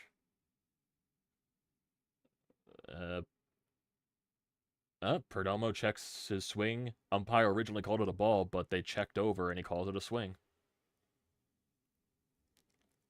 Perdomo didn't agree with it, apparently. How about get a better camera angle? That's a swing and a half. Swing and a half. Here comes the 1-2 pitch here.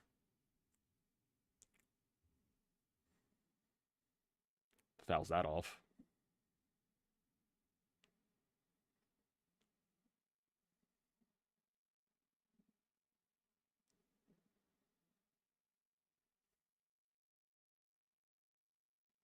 Comes the 1-2.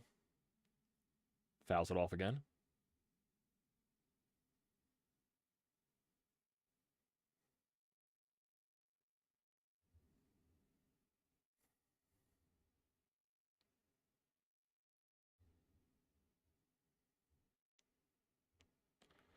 Here comes the 1-2 again. Perdomo lifts that to right. Castellanos comes in, he makes the catch. Classic Nick Castellanos sliding grab. First out here in this fifth.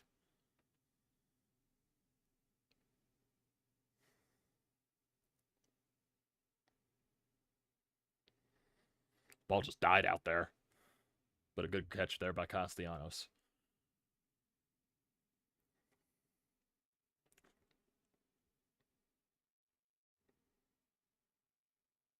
Strom tips the cap to him. Here comes Ketel Marte, who is always dangerous, especially in this series. First pitch. Takes that inside for strike one. Cutter just touched the zone. Marte is batting .378 this postseason. He's 1 for 2 tonight. Comes the 0-1. Fouls that off.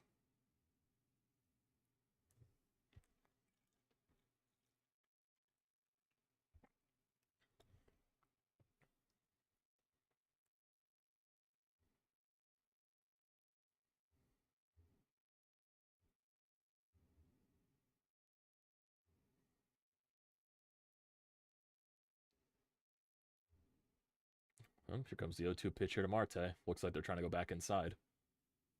Try to go up high with a fastball. Does not offer. Goes a little too inside for ball one.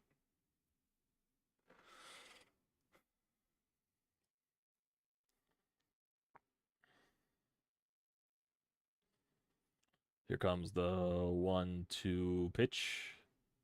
Tries to go upstairs again. Just 2 upstairs. It's not even remotely hittable.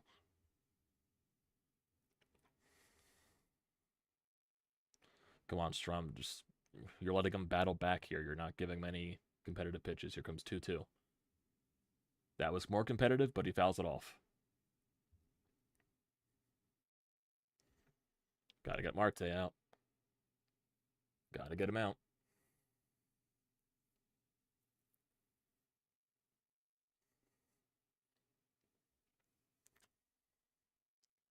comes a 2-2 again. Did he check? He checked.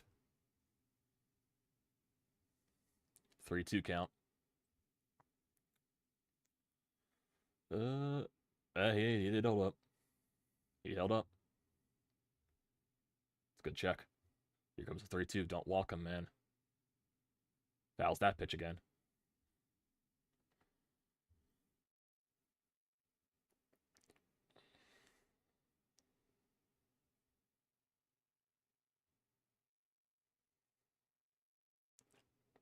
You just got to keep challenging him, man.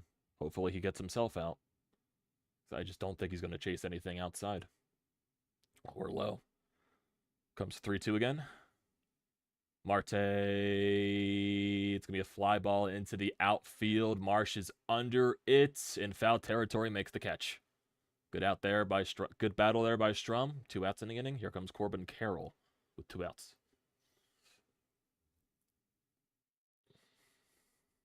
Was Marte already around second base, or did he just like cut through the bases?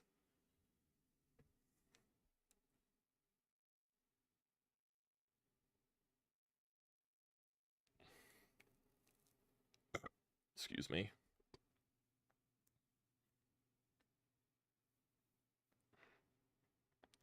Comes to the first pitch here to Carroll. Takes that outside low for ball 1.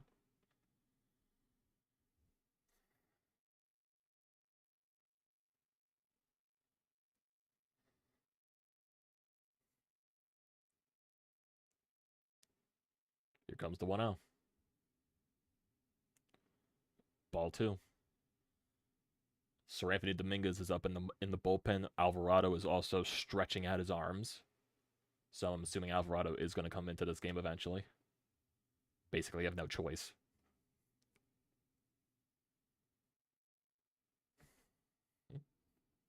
See what happens here. 2-0 coming here to Carroll. Got to throw a strike. Does not throw a strike. It is ball 3.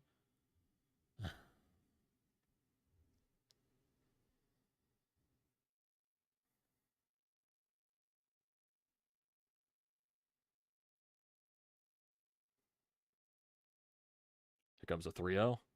Carroll takes that for strike 1.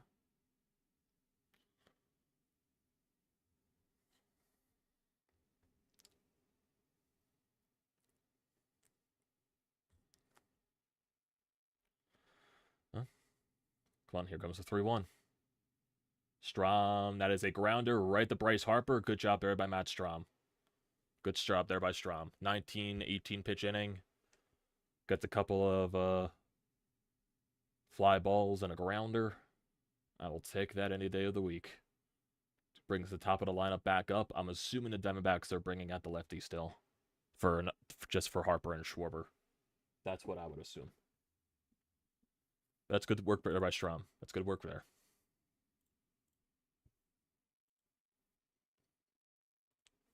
Well, you're going to the top of the 6th. 2-2.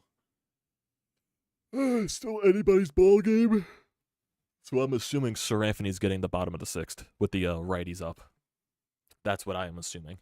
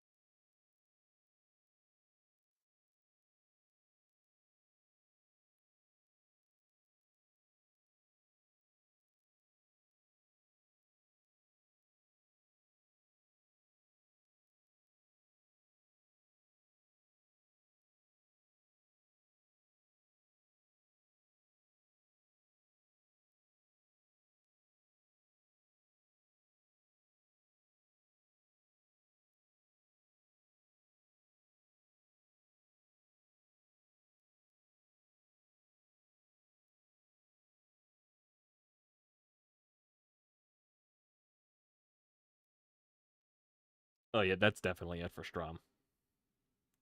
Strom's definitely not getting another inning.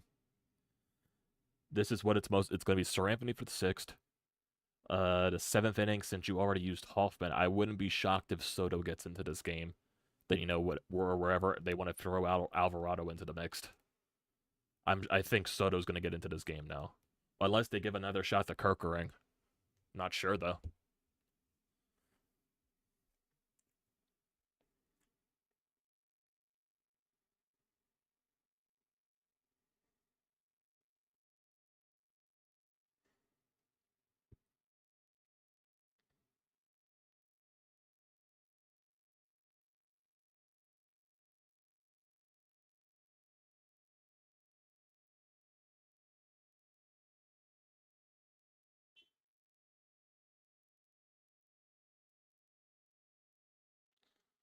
Yeah, we gotta start.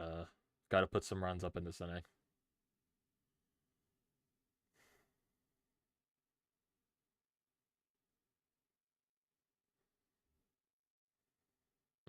Yeah, they brought the lefty back out. Here's the first pitch to Kyle. Takes that outside, up high for ball 1. Kyle Schwarber is tied with Albert Pujols for most home runs in NLCS history with 10. Comes the 1-0 pitch. Takes that low for ball 2. If Schwarber gets on, they're going to bring in the righty to face Turner. If there is a righty up in the bullpen.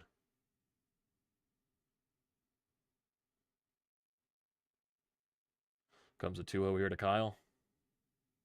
Takes that for strike 1.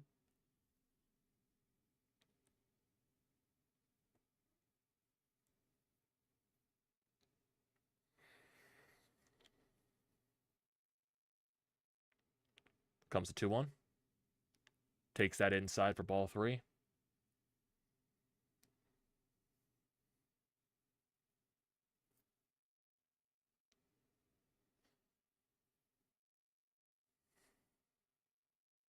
Comes a 3-1. Takes that inside for ball 4. Schwarber gets on base. That's what you needed to start.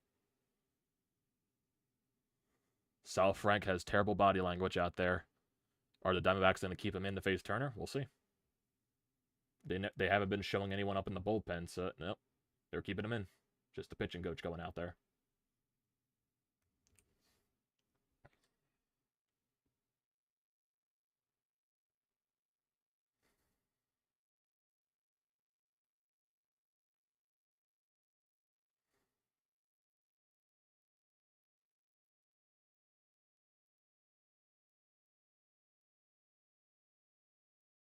Okay, they do have a righty up in the bullpen. It is Thompson.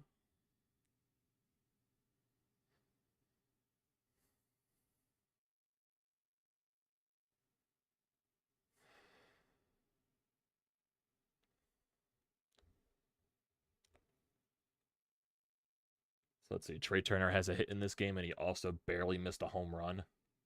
So let's see what he can do in this at bat.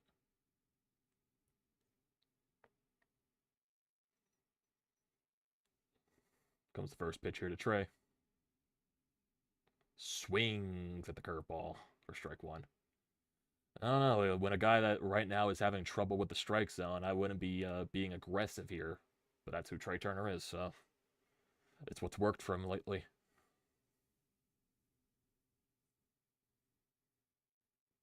Comes the 0-1. Takes that for ball 1.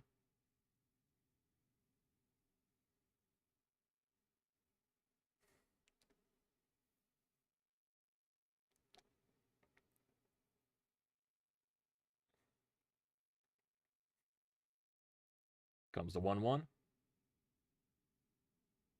Turner swings at the curveball again. It's 1-2. So far, Salfrank has yet to throw a pitch in the strike zone, but Turner is down 1-2 in the count.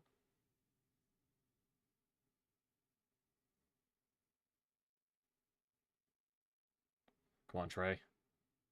Turner just fouls that off. Turner cannot lay off that curveball for some reason.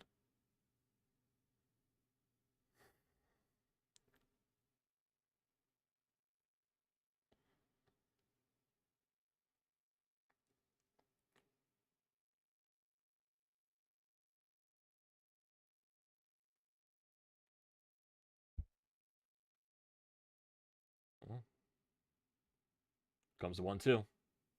Takes that low for ball 2.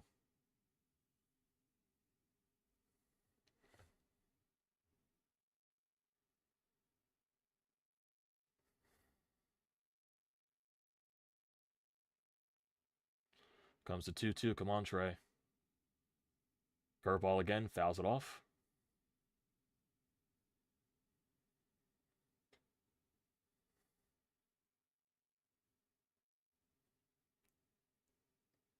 Look at that hole in the left center field gap.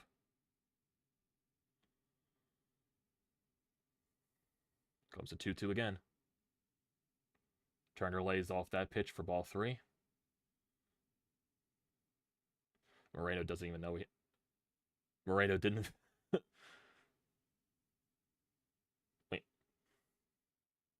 Wait, Schwarber automatically went to second. Why?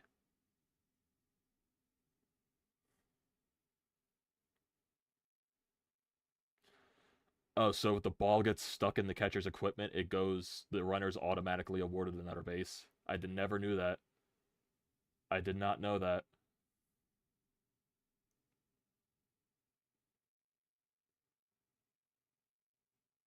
It was inside of his chest protector. Wow.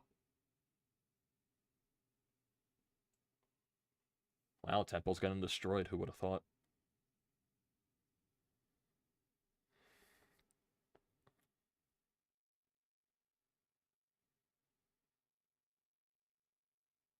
Honestly, I never knew this rule existed. I never knew this was a rule. Well, it gets Schwarber in the scoring position. Crotch shot. Oh, come on, Trey. Find a way to get on here. Come on, Trey. Cannot give them a free out here. Cannot give them a free out. You either battle or you try to get on. Come on. Takes that for ball 4. There you go, Trey. There you go. Brings Bryce up with 2 runners on.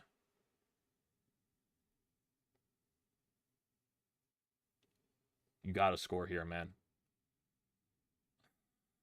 Gotta score here. And Bryce also is a little bit overdue for a big hit.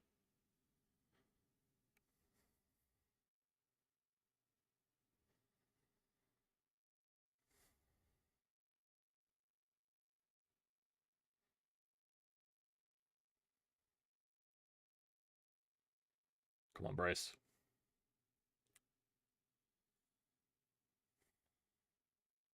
Let's see what Bryce does here. Here comes the first pitch. Is he going to be aggressive or is he going to be patient?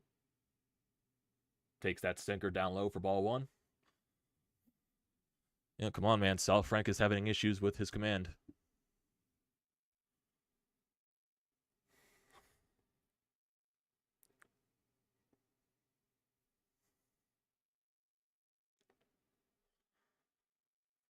It's a 1-0 pitch. Come on, Bryce. Outside for ball 2. Just missed his spot.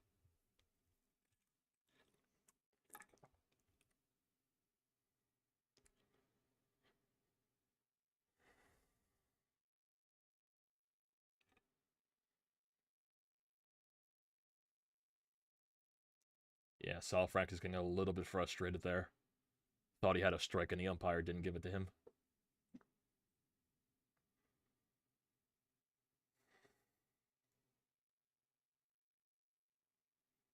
Come on, boys. Come on.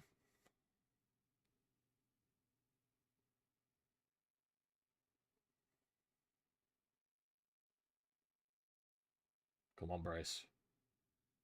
Don't be overly aggressive here. Don't be overly aggressive here. Be your patient self here, Bryce. Come on. 2-0 pitch. Takes that for 3-0. Don't swing at all here. Just don't swing. Don't swing.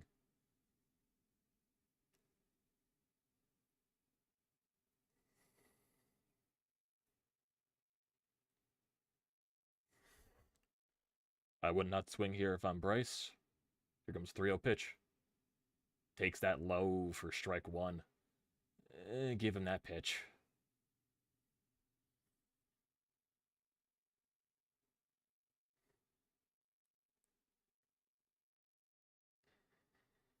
Comes the 3-1.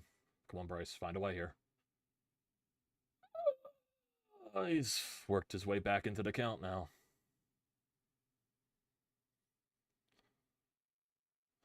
Bryce, come on, man.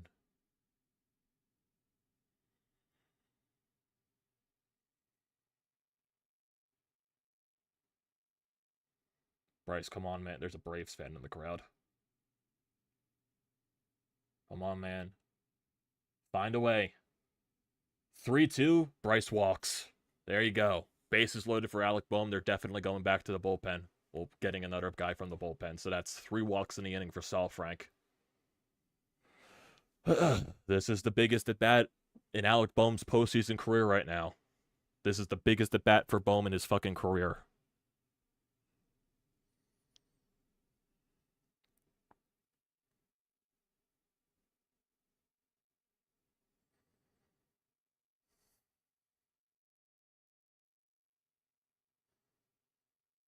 This is going to be the biggest AB in Bohm's life. You know the Diamondbacks are going to play their infield in with Schwarber at third.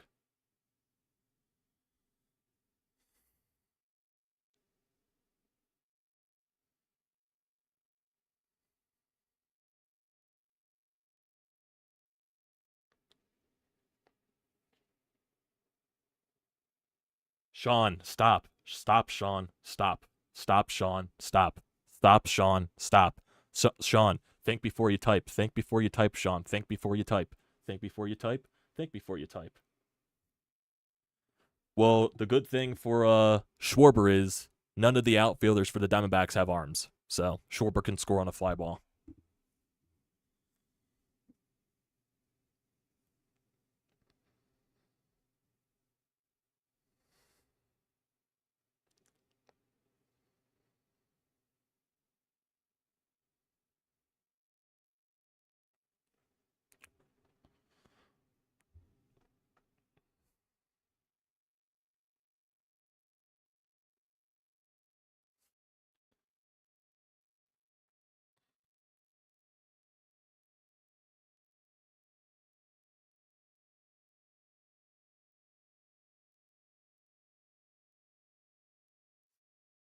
Yep, this is going to be the at-bat that proves that Bohm should stay in the 4th spot in the lineup.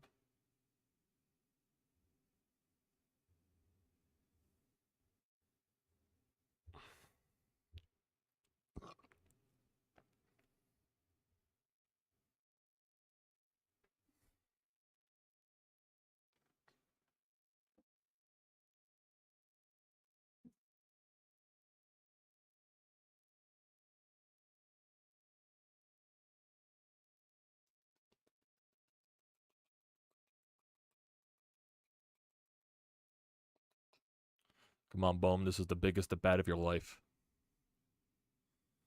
This is the biggest at-bat of Bohm's career here. Ryan Thompson, he had a 3.82 ERA so far in the regular season. He has 2 earned runs allowed this postseason in 6 innings. He is the sidearm pitcher, so it's going to be a little funky.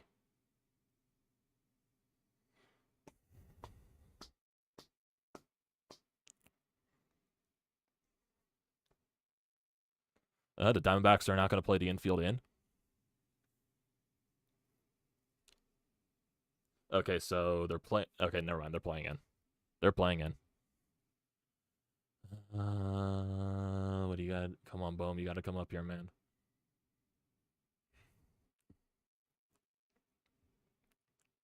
Come on. First pitcher to Bohmer. Bohm gets it past. He's going home with the ball. He's safe.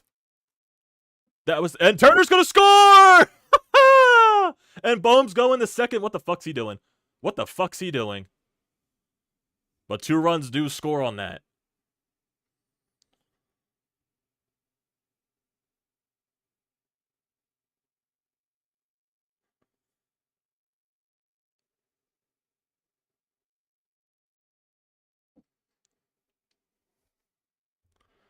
Bohm, why'd you go to second, man? That was just the worst throw possible by. It's a good grab by Rivera to get the chopper, but it was just a bad throw.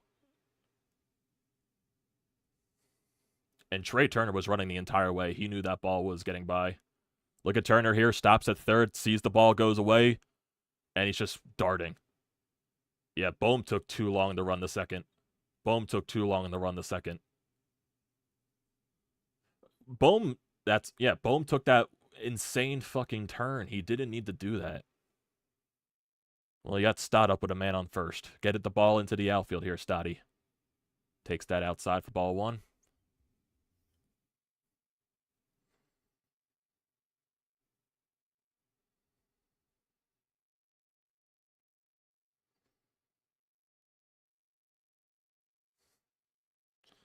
Here comes the 1-0 pitch here to Stott.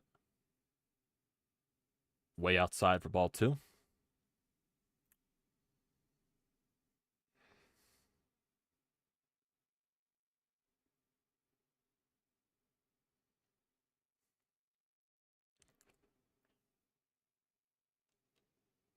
Up here comes the 2-0 pitch here to Stotty. Way outside again for ball 3.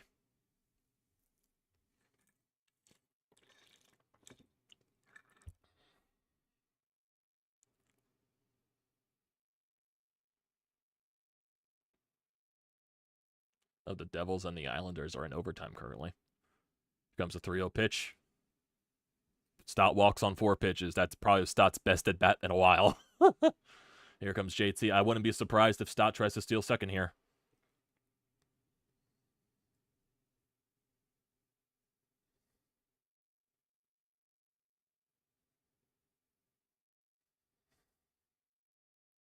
Yep, here comes JT.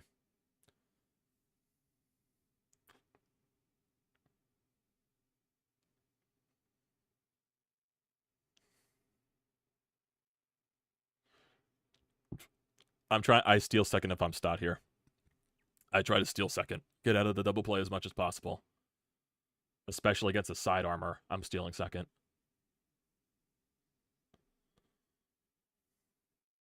Come on, JT. You've had some big at-bats this postseason. This needs to be one of your biggest here.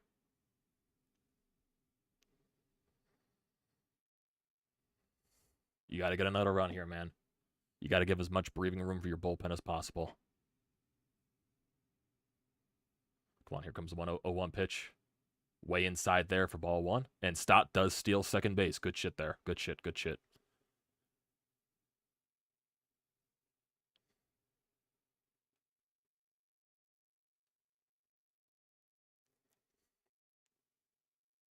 Come on.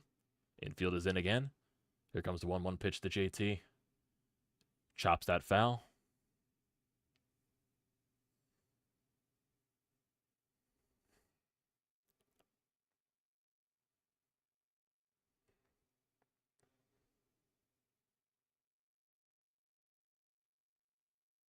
Come on. Come on, JT. You need to score more here. Gotta get more runs. Come on. Come on. 0-1-2. Way upstairs for ball 2.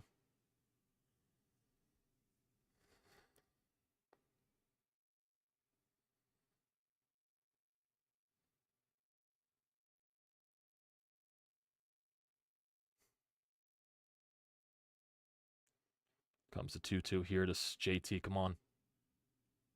And he's swung at the worst pitch possible for strike 3.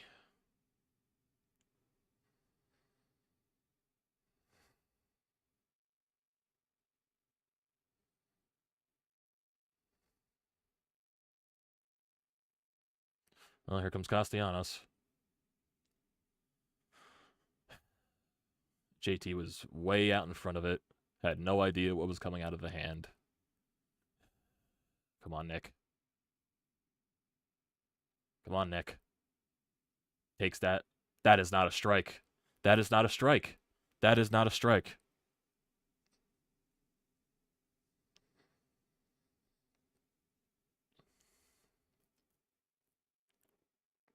Come on, Nick. Comes the 0-1. And that was the pitch he needed to hit, and he missed it.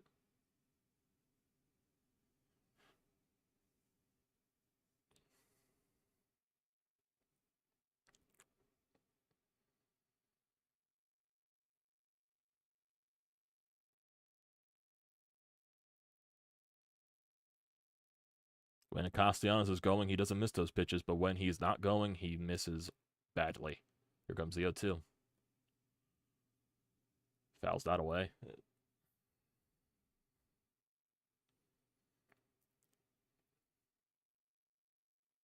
Are they just really completely that thrown off by this guy's delivery?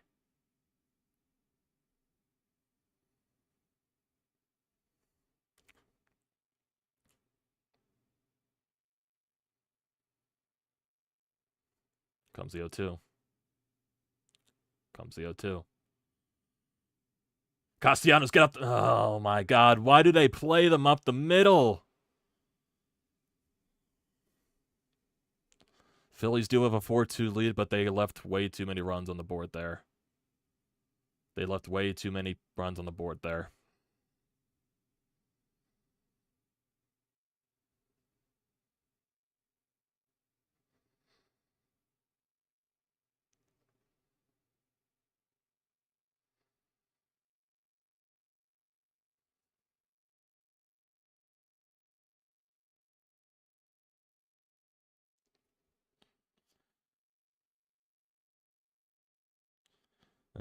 Yep, here comes Sir Anthony Dominguez. I just need to know something. Why does it seem like every team just plays directly up the middle against us? It feels like every time we hit a ball, like right at the second, like up the second base, someone's there. You know what I mean? Yeah.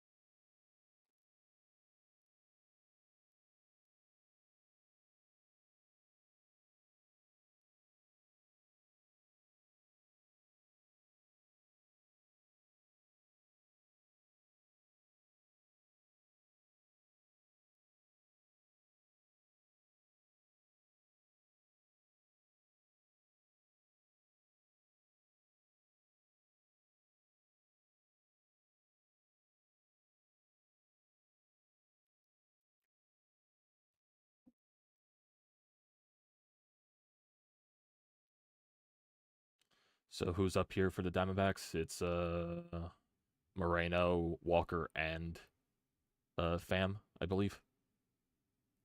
Yep. Here's Sir Anthony, first pitch. That's up there for a strike.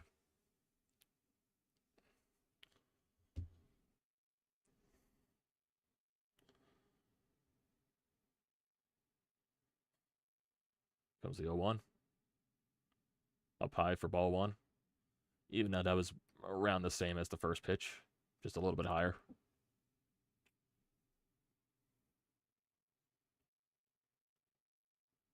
Comes the 1-1. Dude, you call that a strike in the last inning. Where the fuck's that pitch?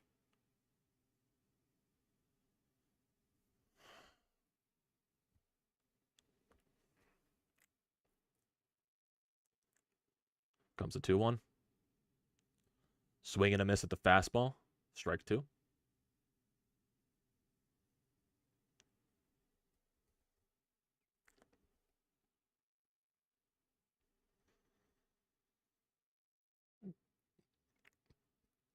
Oh, here comes the 2-2 pitch. Sir Anthony challenged him. He fouled it off.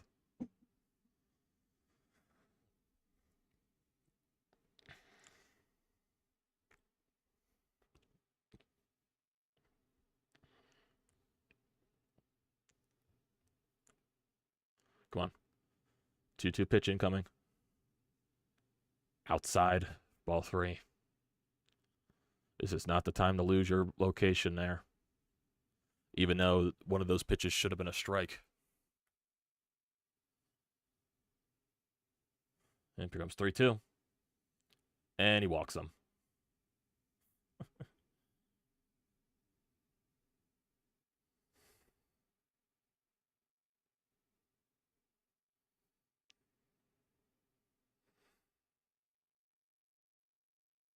Here comes Christian Walker as the tying run.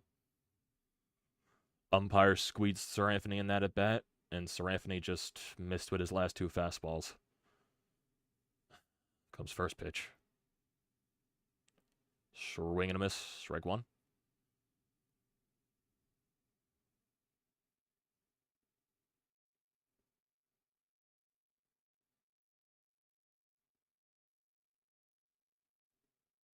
Comes the 0-1. Walker fouls that away. It's 0-2.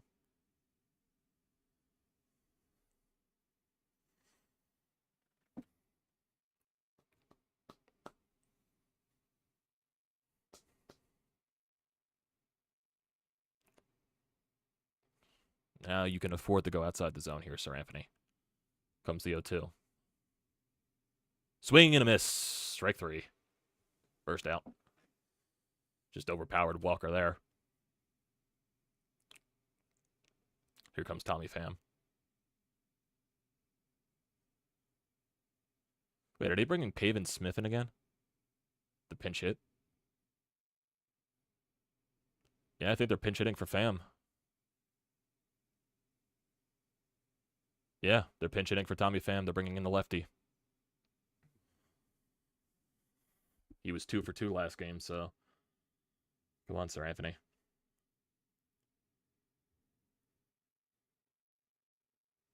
Comes first pitch here. Takes that right down the middle for strike 1.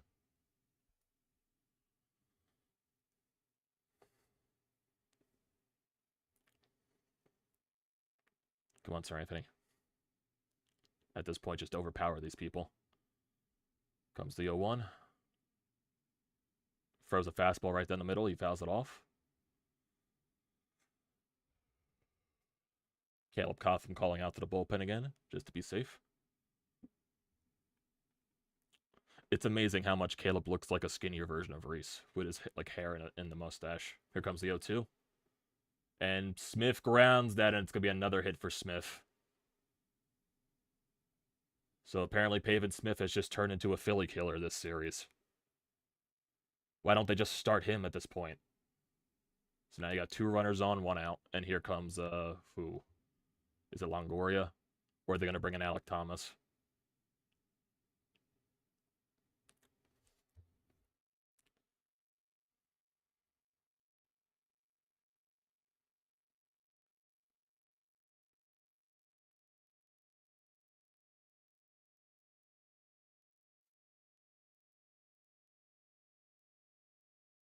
I don't understand that pitch sequence. You overpowered him with 2 fastballs. He didn't swing at the first one. He fouled off the second one. And you give him a slider. That doesn't go deep enough to allow him to speed up his bat. I just don't understand that pitch sequence.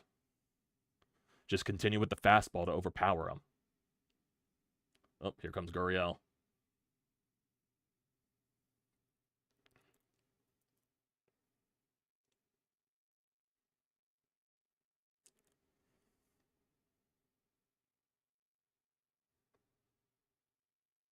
This is what happens when you also don't cash in those extra runs.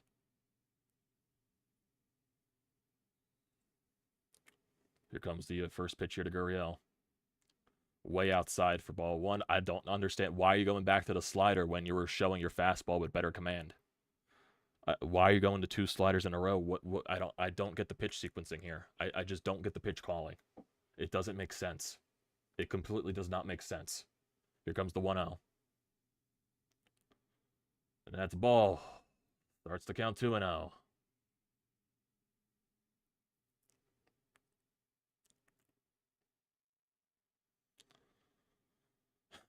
I just don't understand. You get Pavin Smith to an 0-2 count with fastballs, and then you throw a slider that doesn't do anything. Here comes 2-0. Swing and a miss there at the fastball. 2-1.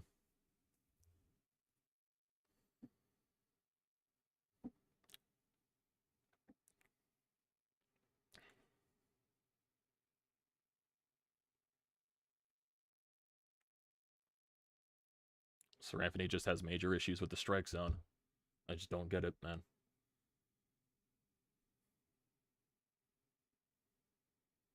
Oh, here comes the 2-1.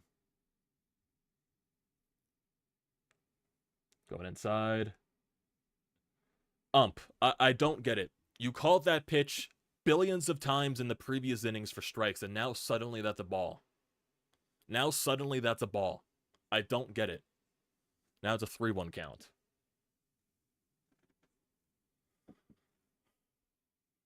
Comes a 3-1. And that's a strike. He gifted the damn pitch. I'm surprised he didn't call it a ball.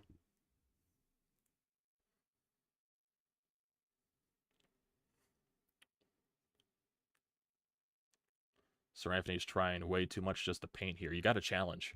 You got to challenge. You can't afford to go outside. They're not going to swing. Here comes the 3-2. That's a strike 3. Huge pitch there from Sir Anthony.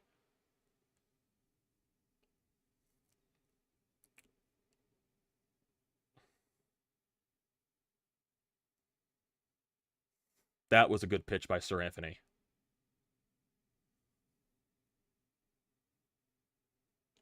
Hey, Charles, how you doing? Welcome to the stream.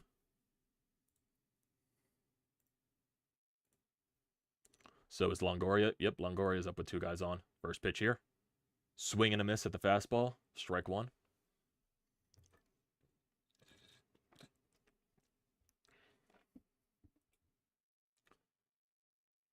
"20 pitches for Sir Anthony in this inning. Comes the 0-1. Takes that low for ball 1. Sir Anthony is really just living on these in this corner.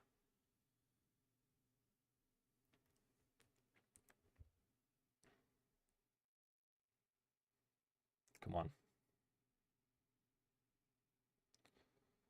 Here comes the 1-1 pitch. Longoria just missed it. It's going to be an easy fly out for Brandon Marsh, and Sir Anthony gets out of the inning. Sir Anthony gets himself in the trouble. He gets himself out of it. I'll give him credit for that. Okay, I got to refill my water bottle because now I'm thirsty for the amount of stress that I have. My God. Maron.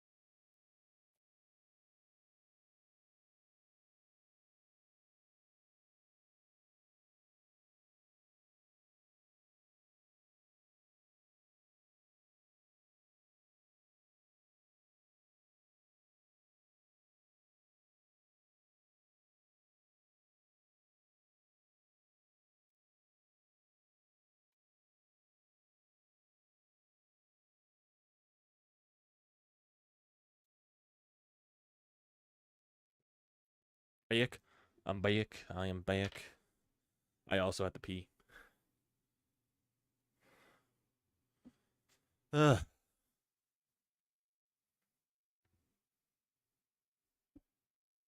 You eat chocolate Pop-Tarts, Sean?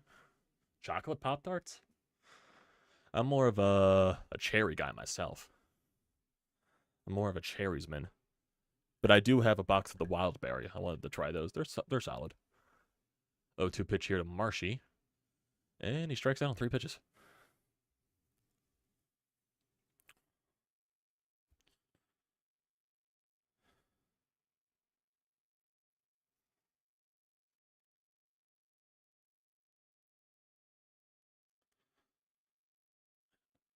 Up here comes Rojas.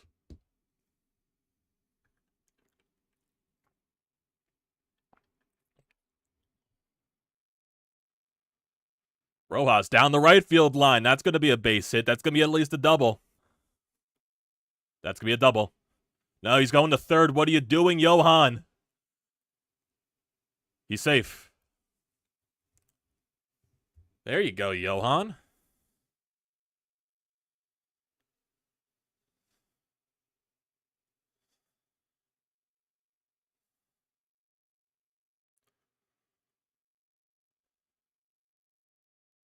And he shoots it down the right field line. He found a way to make a triple out of that.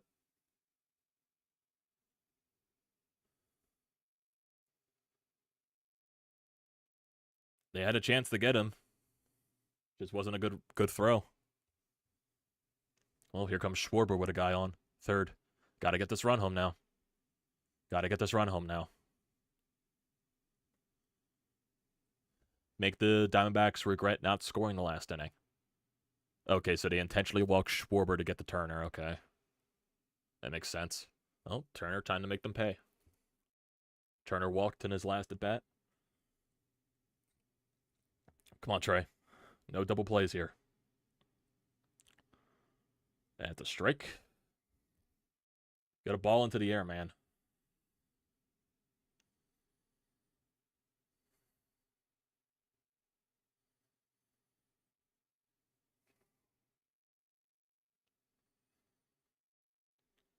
Here comes the 0-1.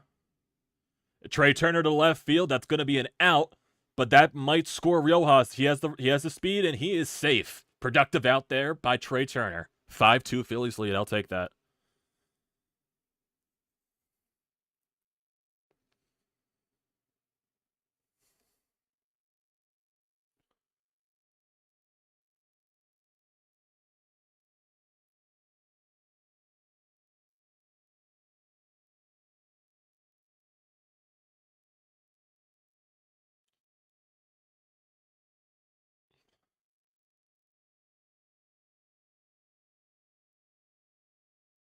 Here comes Bryce Harper. Fuck you, umpire. He's...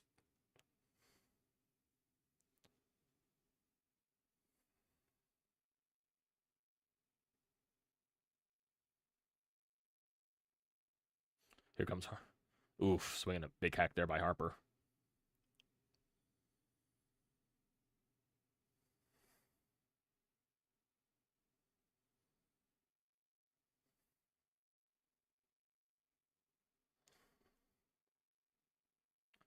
Here comes the 0-2 pitcher to Bryce. That was right down the middle. Not sure what Harper was looking for there.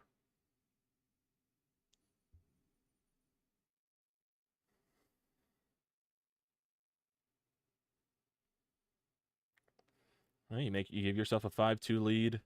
Now I'm assuming Soto's coming out for the 7th against the bottom of the order. So we're going to probably have another wild inning. Half inning at least. So I'm assuming everything is setting up for Soto, Alvarado, Kimbrel. That's what I would assume at this point. That's just me. It would be at the bottom of the order here for the Diamondbacks, 8, 9, and 1 to get it to the top. And then 8th inning, if everything I'm trying to do everything, if everything goes right, it'll be 8, 9, 1 this inning. The 8th would be 2, 3, 4. Then the 9th would be 5, 6, 7. Why is Schwarber running there? I have no idea. Doesn't really matter because Harper struck out on the pitch regardless.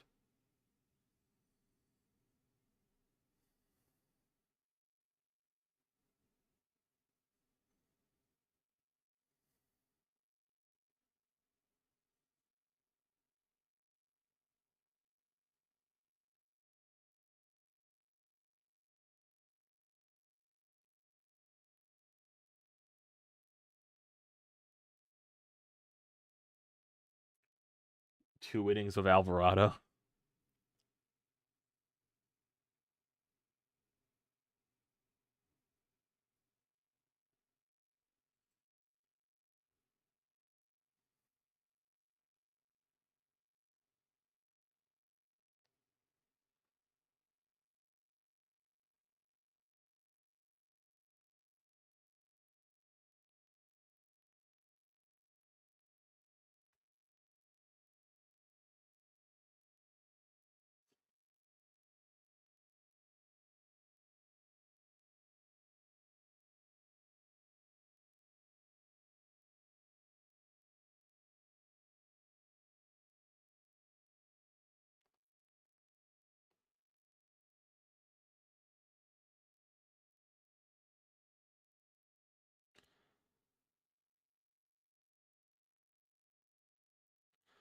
Boys, we have a dilemma. Sir Anthony is back out for the 7th.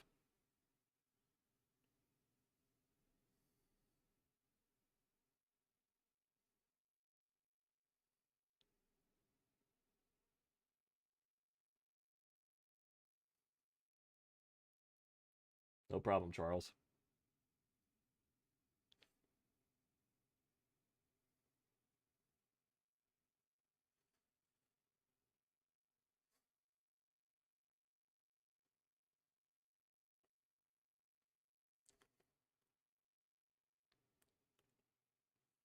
Sir Anthony is really back out there. And Rivera pops up on the first pitch. I'll take that.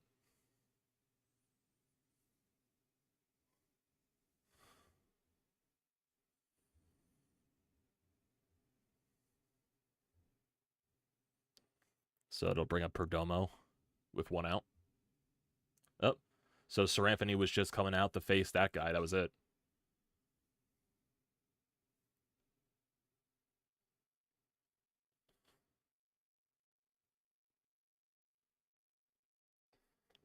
Yeah.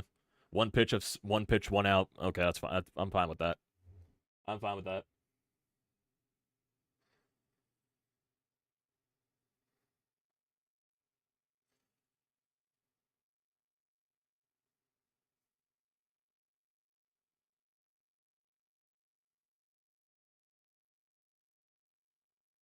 Now Soto's coming in to face Perdomo and Marte.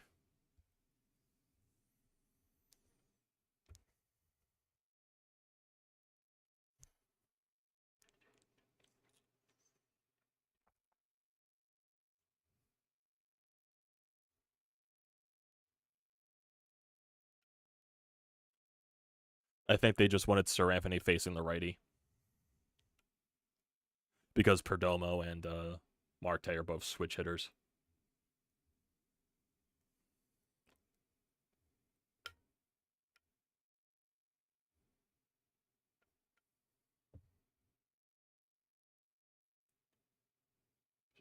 Sean, it's not being babied. You just don't throw pitchers 50 innings anymore out of the bullpen. It's not babying him. It's all matchup based.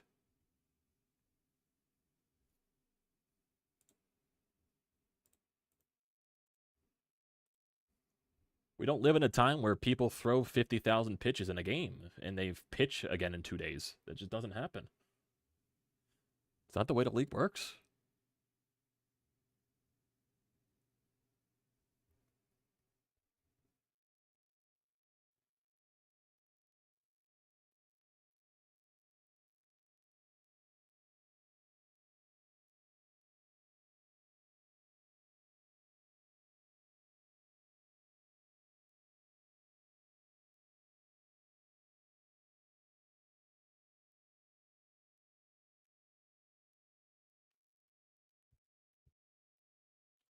Oh, now it's going to be Gregory Soto here.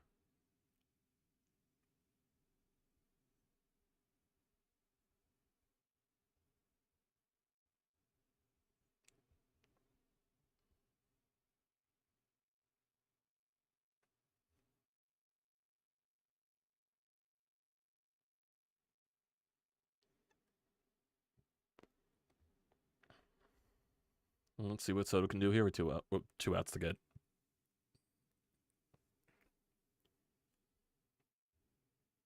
Aren't they bigger and stronger now? It doesn't matter if they're bigger and stronger. It's stupid to have a guy come out of the bullpen and throw 50 pitches. It just doesn't. It's stupid. Can't be in the 1980s, the 70s, and early on where you just can't do that anymore. Because when you have a lot of guys now in these days that throw over 100 miles an hour, it's so easy to blow out your arm. Especially if you're a reliever. It's 1-1 here to Perdomo. Here comes the 1-1 pitch. Outside corner for strike 2. Diamondbacks got their bullpen up again. 2 guys up, Ginkel and Ciccone. Comes the 1-2 to Perdomo. Takes a slider down low for ball 2.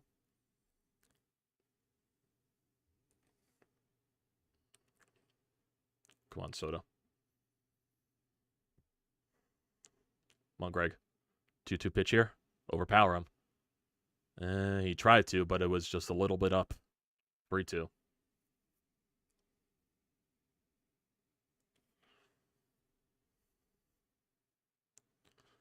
Here comes a 3-2 pitch. Come on, Soto. Challenged him, and he just puts it in play, and it's a single. 1 out single here. Brings up Marte with a guy on.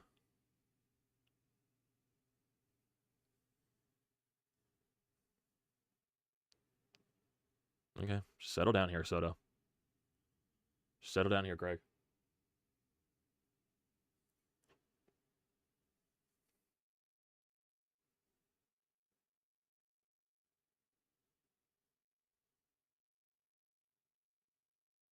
Come on, Greg. Comes first pitch to Marte. Swing and a miss at the slider. Marte is 1 for 3 tonight.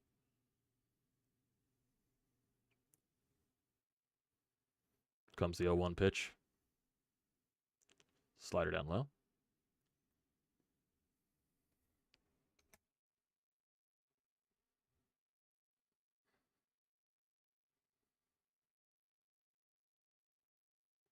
Comes the 1-1 pitch. Inside for ball 2. Come on, Greg. Breathe, man. Gotta breathe. Gotta breathe. You have an overpowered fastball. Just challenge it with the pitches in the zone. Here comes 2-1. Marte helped you out there, and he fouled it off. Up, Kirkering's up in the bullpen.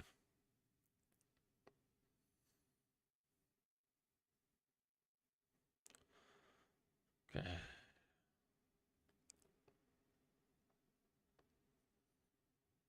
Okay, here comes the 2-2 pitch. This is a huge pitch here. 2-2. Come on. 3-2 again. Come on, man.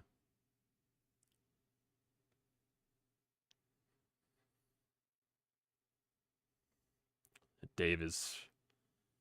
it looked like he cursed to himself there. Here comes the 3-2 pitch. The Marte, and that's ball 4. Jesus fucking Christ. Soto, all you needed to do was come in and throw strikes. Here comes Corbin Carroll with 2 runners on. So that's back-to-back innings now that the Diamondbacks have had 2 runners on. Can't be giving these guys 3 passes, man.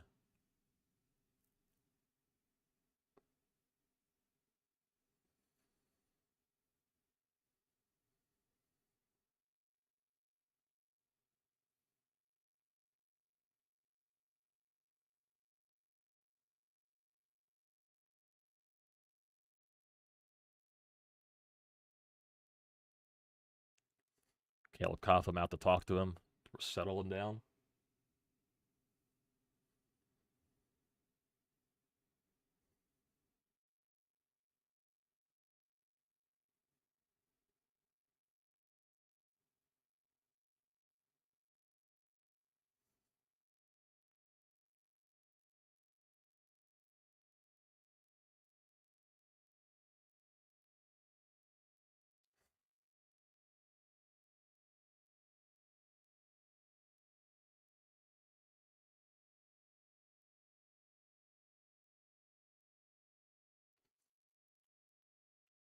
Come on. Hopefully this pitching mound visit settle him down. Here comes first pitch. And it did not settle him down. That was ball in the dirt. Good pick by JT at least.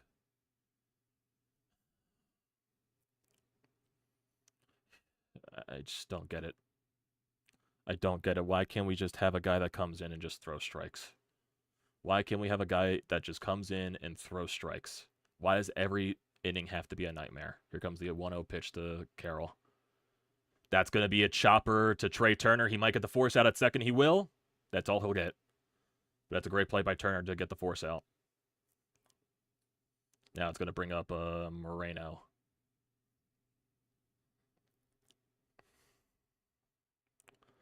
That's a huge play there by Trey. Huge play there. Get the force out. You weren't getting Carroll on the double play there. He's just too fast.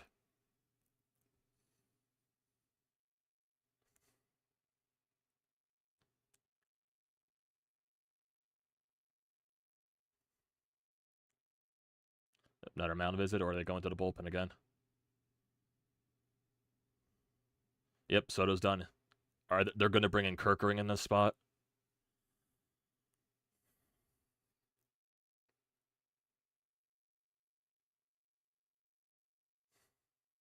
Boy.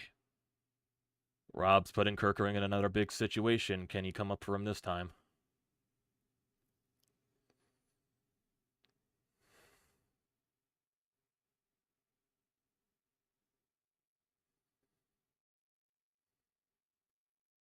It's time for Kerkering to get his redemption. It's time for Kerkering to get his redemption. Soto didn't execute, but he did get the second out.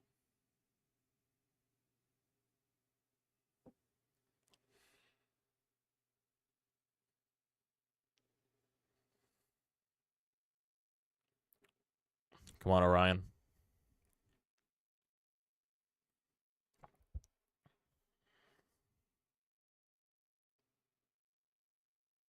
MC, chill out.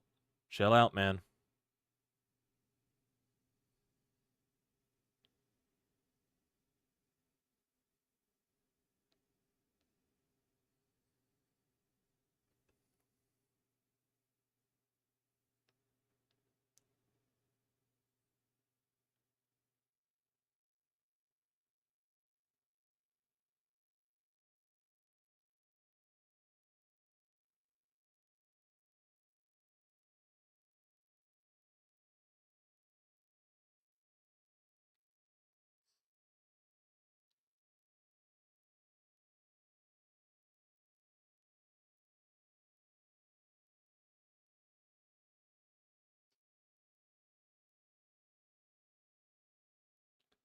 Damn, Corey, you hate this bullpen.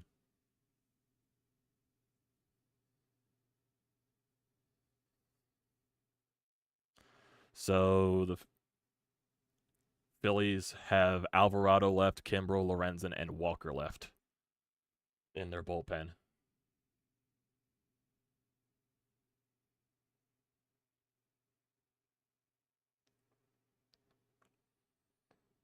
Soto was an all-star because he was on a Detroit Tigers team that sucks. Even though he was good for Detroit, he always had the command issues. He always had the walk issues. If Caleb Cotham can find a way over the course of his, control here in Philadelphia to do remotely anything close that he did to Alvarado, Caleb Cotham would be one of the best pitching coaches in the league in history. But, okay, Kerkering, this is your time to shine here. Prove Rob that yesterday. Okay, it's ball one. Moreno didn't offer at that slider. Come on, Kerkering. Come on, Orion. Come on, man. Comes the 1-0 pitch. You got to locate. And he can't hit the strike zone with his slider.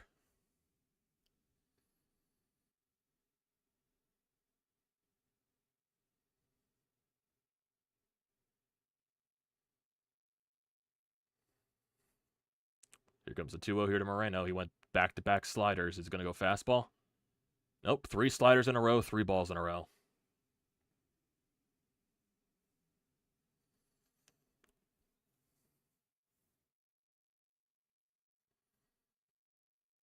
Come on, Orion. He doesn't have feel for that slider right now. Wow, umpire gave him that pitch. Umpire gave him that pitch.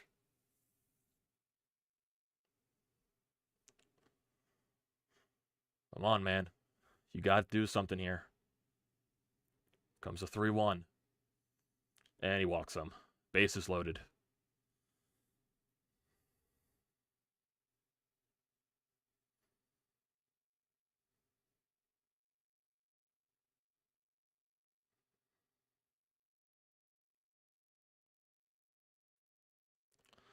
And it's Christian Walker.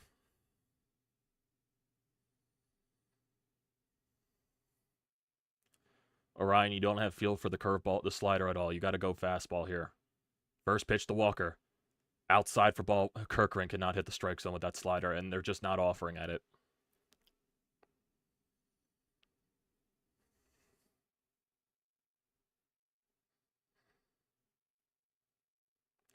Comes first 1-0 pitch.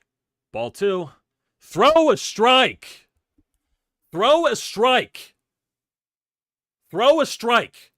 Is it that difficult to throw a strike? Kirkering, I don't care that you're a rookie. I don't care that you're a rookie. Go ahead and throw a strike.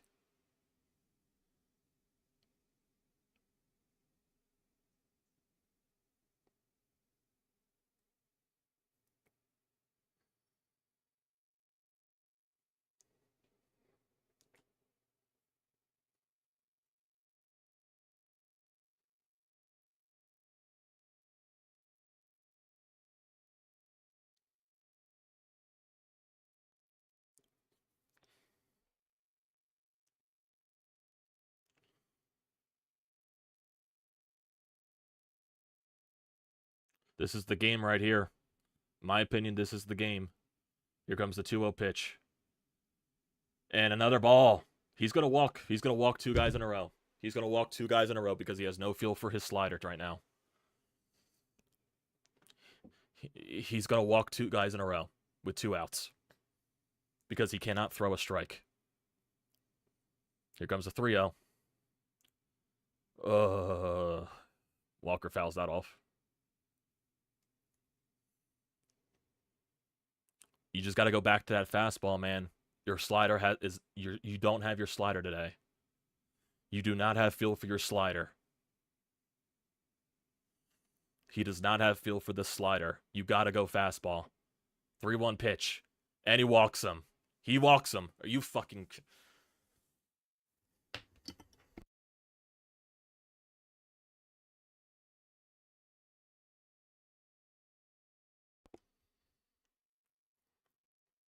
This is a nightmare. This is a nightmare. This is a fucking nightmare. Because a guy can't come in and throw a fucking strike. You gotta be fucking kidding me, man. You can't pull... Loyalist, you can't pull him as a 3-batter minimum. Here comes the first pitch to Pavin. Ball 1. Throw a strike! Literally, the Diamondbacks are just not going to swing because they know you can't hit the strike zone.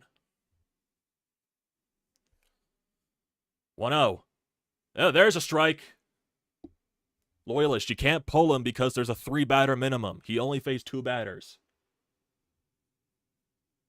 Now Alvarado's up in the bullpen.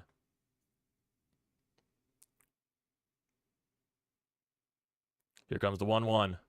That's a grounder. That's right to Harper. Okay, he got out of it. He got out of it. Okay, 1 run's enough. Okay, I'll take 1 run. Jesus Christ. Jesus fucking Christ. Okay, 1 run.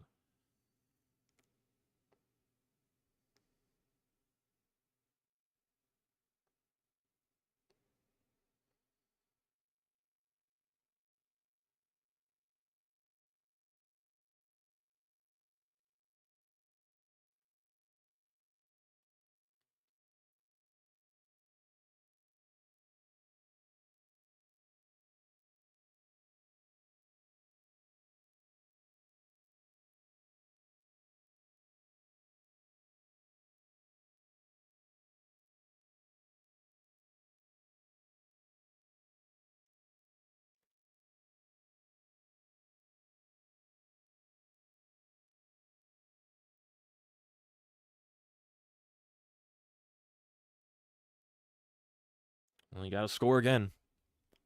Because I don't, because I don't know what Alvarado's going to be like after throwing 2 innings last night. Same thing with Kimbrel.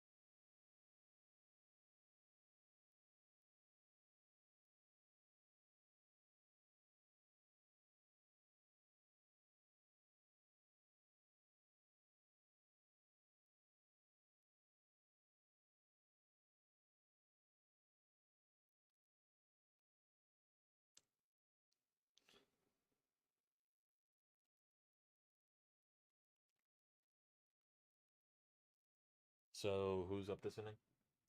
Bone leads off.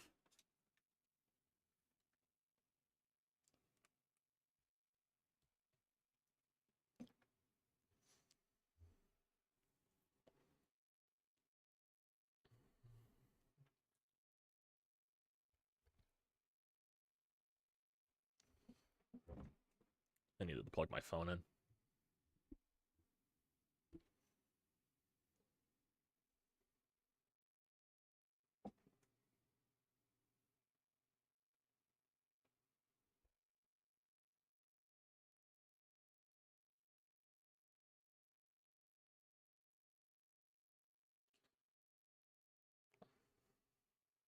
Comes Alec Bohm, leading off against Ginkle. Takes that first pitch for strike 1.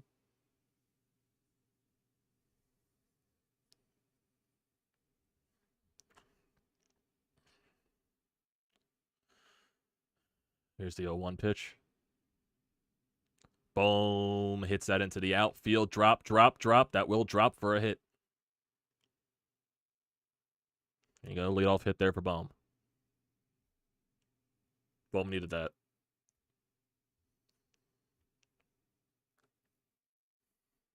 Even though that probably is a ball that should be caught by Gurriel. Gurriel got a terrible jump.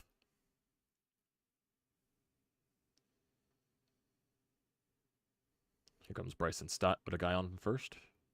Please, no double play. First pitch. Takes it right down the middle for strike 1.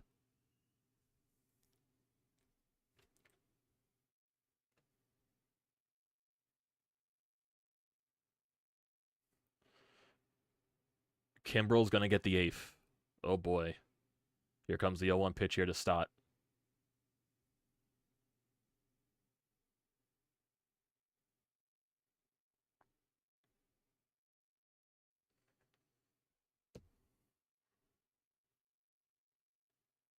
You need another run here, boys. Here comes the 1-1 to Stott. Fouls that pitch off. It's 1-2.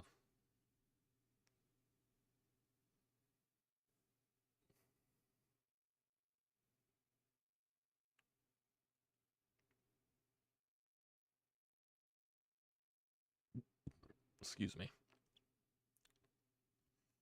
Comes the 1-2 pitch here to Stott. 2-2.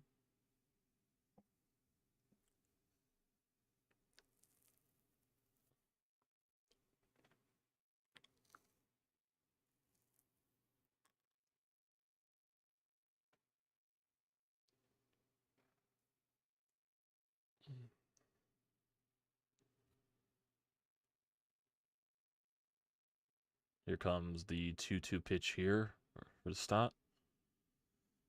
Stott hits that into the air, but that's going to be caught. That'll be the first out of the inning. Corbin Carroll makes the catch. JT will come up with 1 out and a runner on.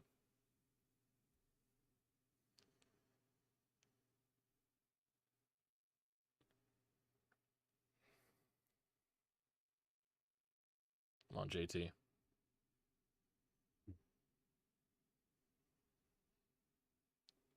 is it? It's 11:01. Jesus.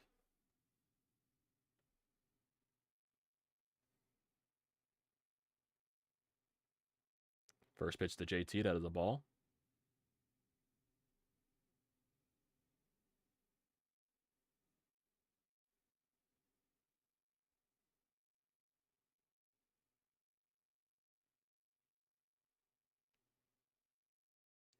Comes the 1-0 pitch here to JT.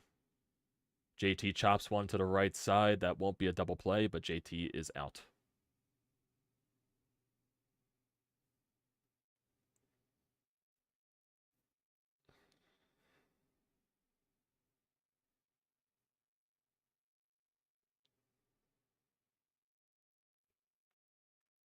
Come on, Nick. You're overdue for a hit here, man. We need the Zack. We need another run. We need another run. You need to get a hit here, Nick.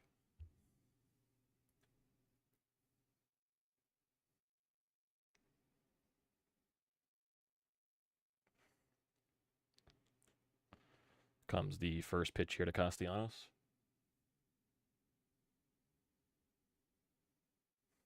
Swing and a miss at the slider. Classic Nick Castellanos. Yep, Nick is back to his old ways.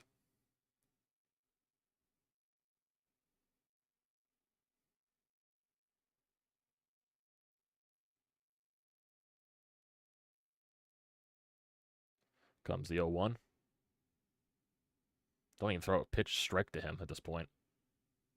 Takes that. Wow, he actually took that slider for ball 1.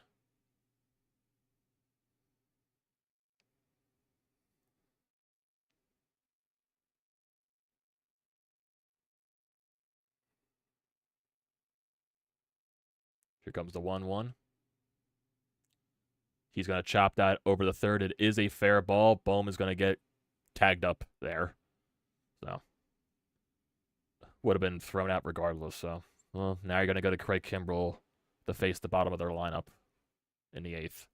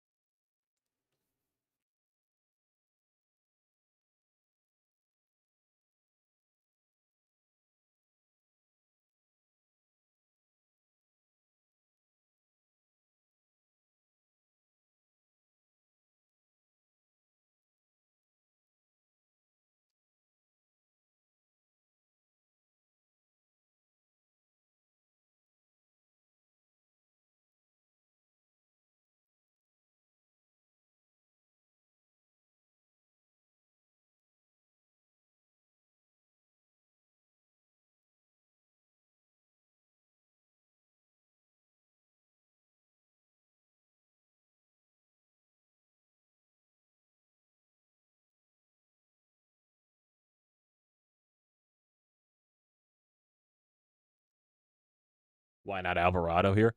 Well, I don't know. I don't know.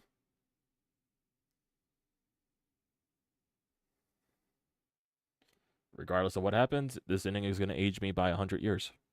Like every other inning this game has done.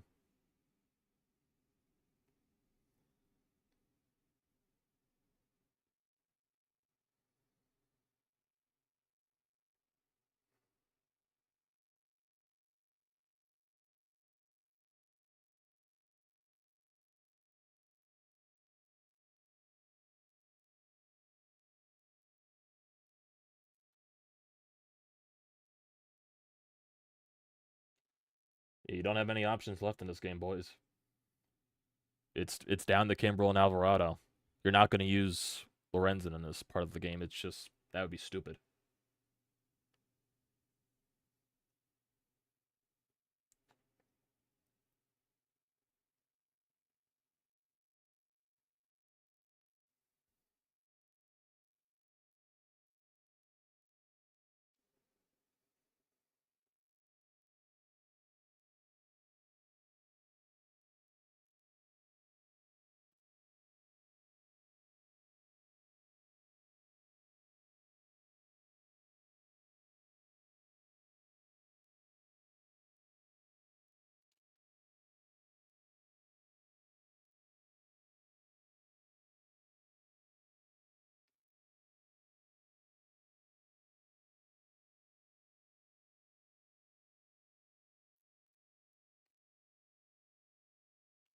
Oh, Kimbrel's out here. It's going to be 6, 7, and 8, I would assume, for the Diamondbacks because, let's see. First pitch here to Gurriel. Curveball outside for a ball. And here we go. I've already aged like 75 years. What's another 25 more of my life? Comes 1-0 pitch. Gurriel fouls that ball off. Strike one. It's a 1-1 count. Jesus Christ, Kimbrel's career at Chase Field. My God. That's not pretty numbers. 1-3 record with a 6.35 ERA at Chase Field.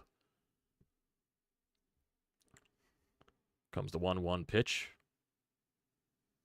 Inside. Ball 2.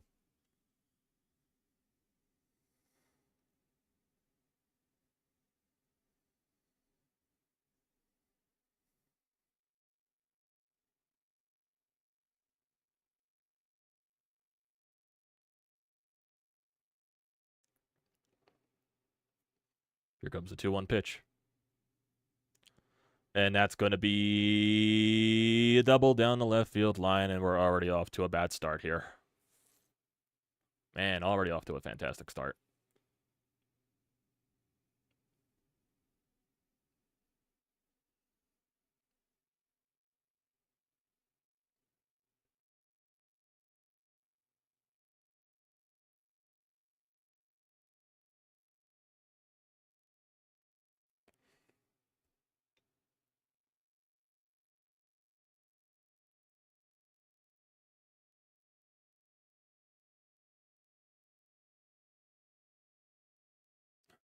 I agree with that Phillies fan they showed in the Oh, here comes the Longoria. First pitch to him.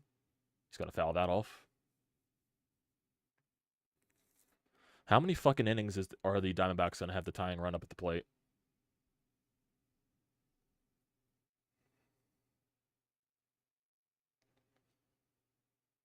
Jesus. Comes the 0-1 pitch here to Longoria. Outside for ball 1. At least he didn't. I would rather him walk than a double.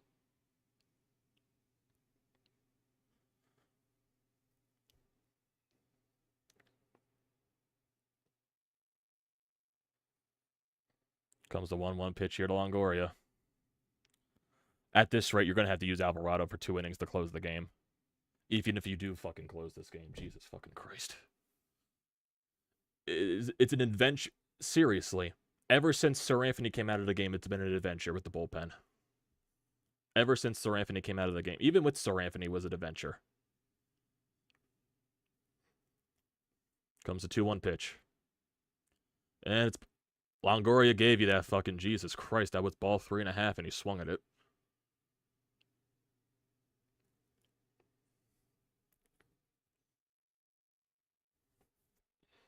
Alek Thomas is on deck to pinch hit for Perdomo. No, for Rivera.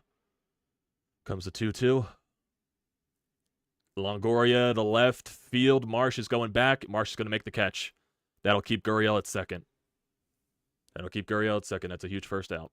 Here comes Alek Thomas, the pinch hit.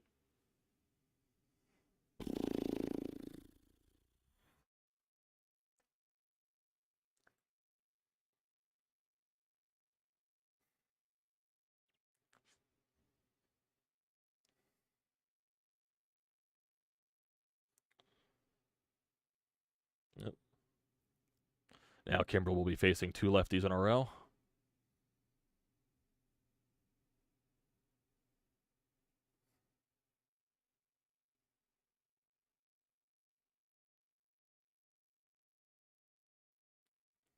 I mean, I would be pissed if I'm Rob. Every guy you're going out to is getting into freaking jams.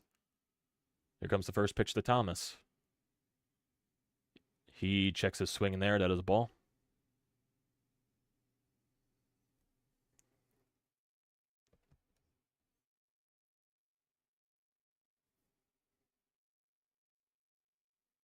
Here comes the 1-0 pitch. Inside ball 2. Craig, my guy, Craig. Throw strikes. Come on. Throw strikes. It's all you and your fucking man bun. Throw strikes. Throw strikes. Comes to 2-0. And Thomas helps you out there with a foul ball. Would have been ball 3 most likely.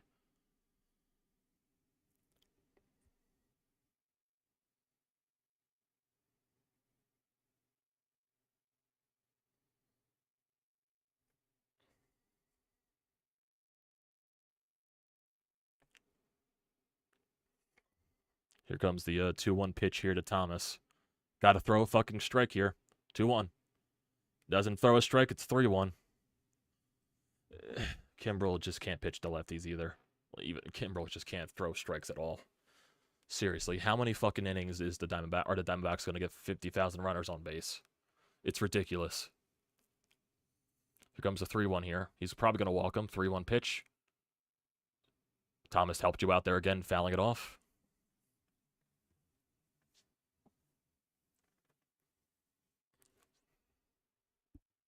Kimbrel does not want to throw a pitch outside. Part of the strike zone here. It's a 3-2 count.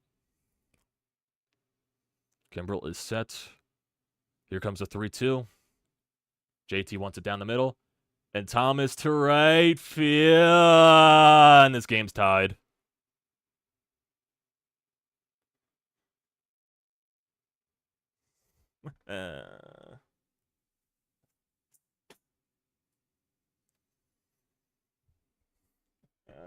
I want to jump off.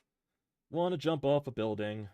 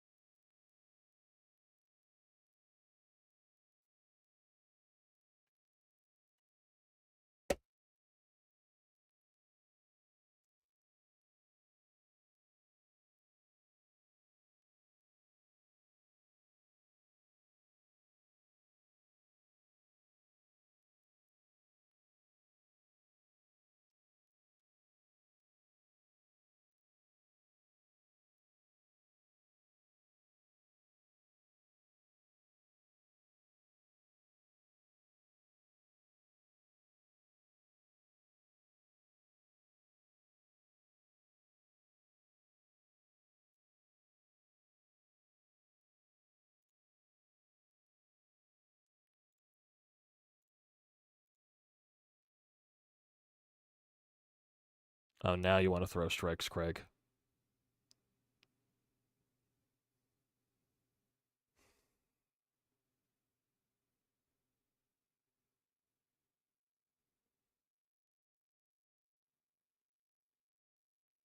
Now you want to throw strikes?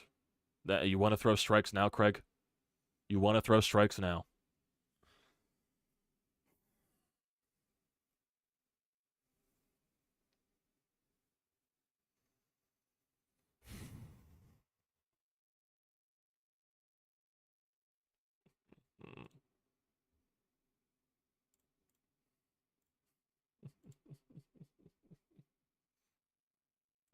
Here's Marte, who's going to single the other way. 2 outs. Here comes Corbin Carroll, who is way overdue for a big hit.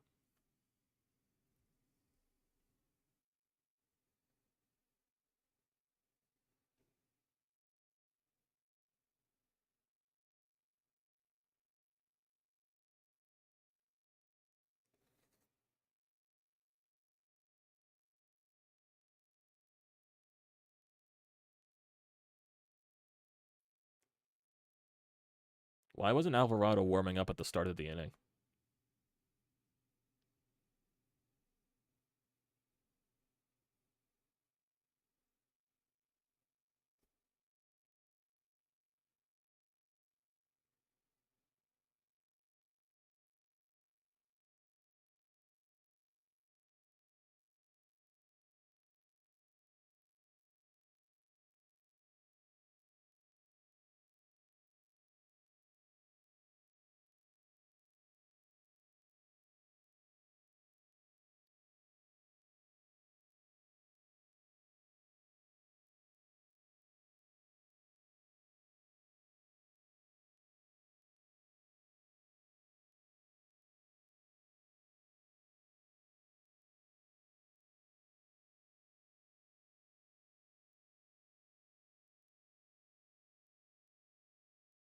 And he fucking hits Carroll.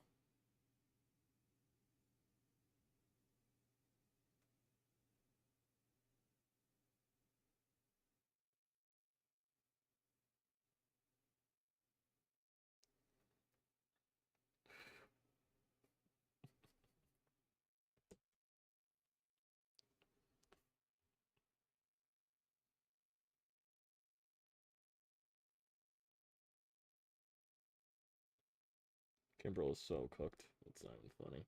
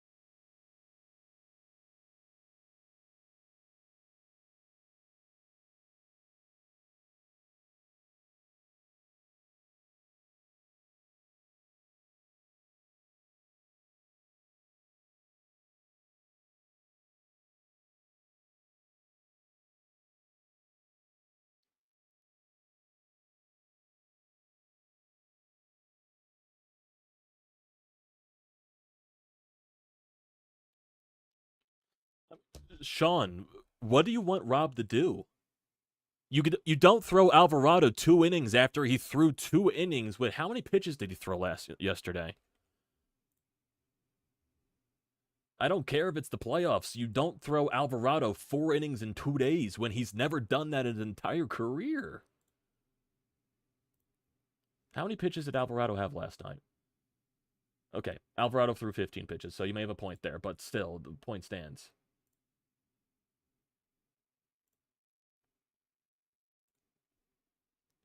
And this is not even analytics. This is not even analytics. None of your guys are performing. None of your guys are executing. That has nothing to do with analytics.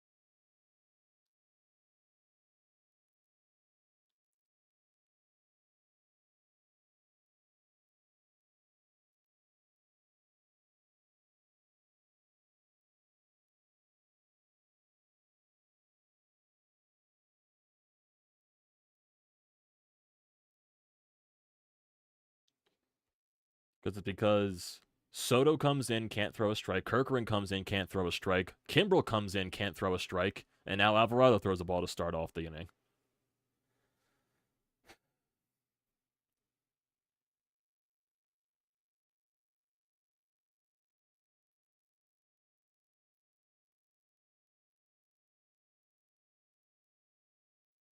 Comes the one out of Moreno. It's ball.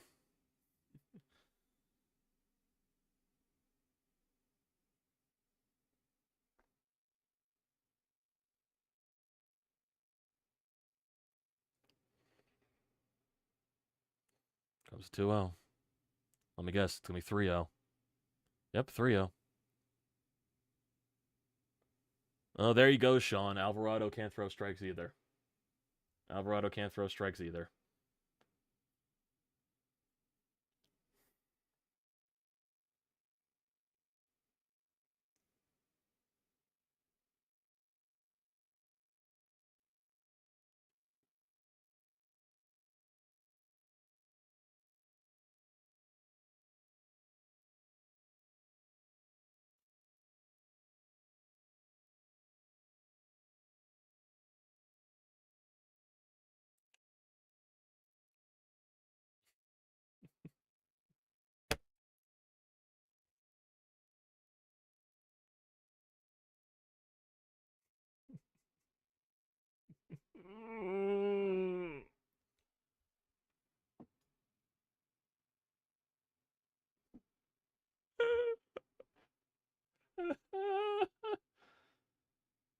Oh,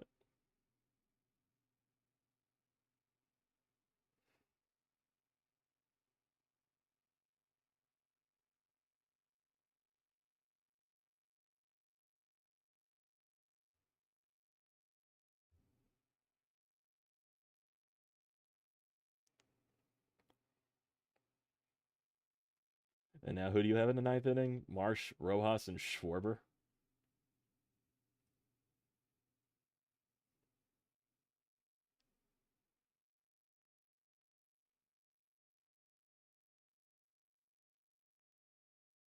And here comes a drive to right field. That's going to end the inning.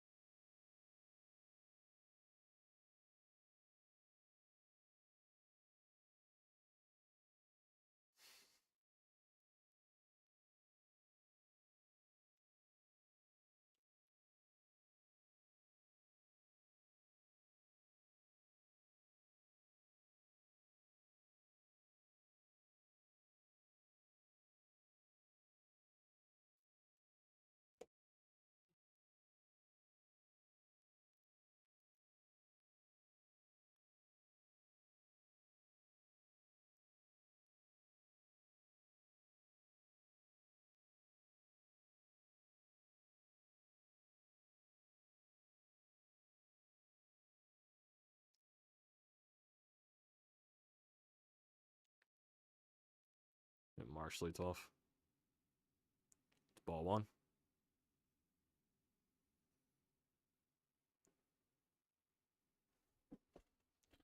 Jay Cave's going to pinch hit for Rojas. Comes 1-0 to Marsh. Ball 2. Don't swing at all, Marsh.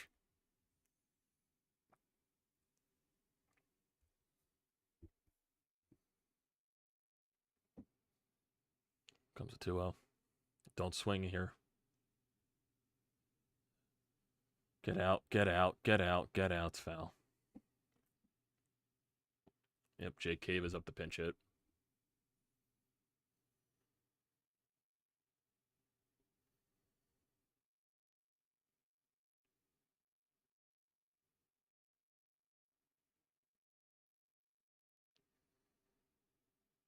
Comes a 2-1. Ball through. That's not a strike! That's not a strike! You literally called that a ball 2 pitches ago!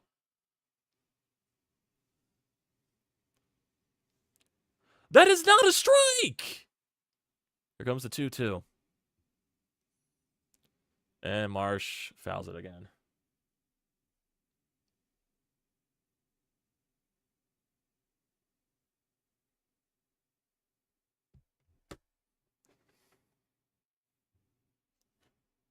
Come on, Marshy.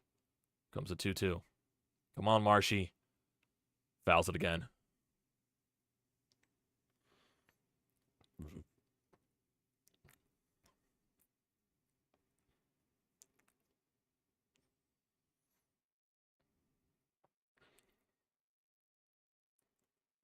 Come on, Marshy. Find a way here, man, please. 2-2. Fouls it off again.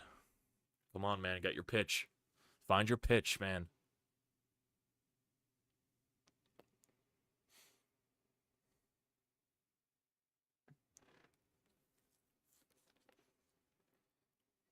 Come on. Come on. Come on. 2-2. Find your pitch. They're going up again. They want to go up again. Outside. That's not a strike! That is not a strike! Since when are those strikes? In what part of the game are all those strikes?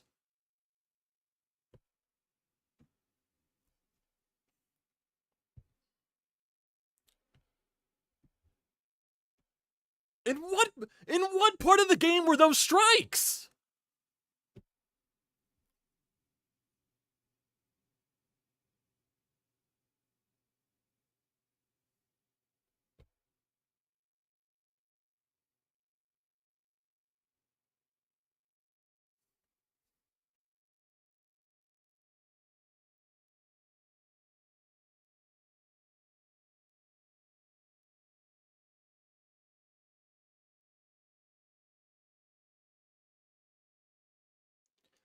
Look at this. Boys. I want you to look at this. Look at that pitch. Look at the same exact location. How is one a ball? How is one a strike? How is one a ball? How is one a strike? Ugh. Here's Jay Cave. That is not a strike! I don't care. It's not a strike. It's literally not a strike.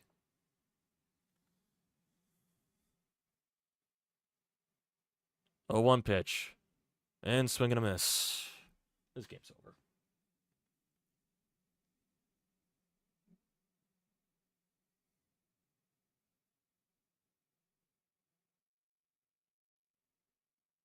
Comes the 0-2. Jay Cave's definitely going to do something. Oh, ball through. Oh, you actually caught a fucking ball. Oh, you actually caught it the ball. Oh, you actually caught it the ball.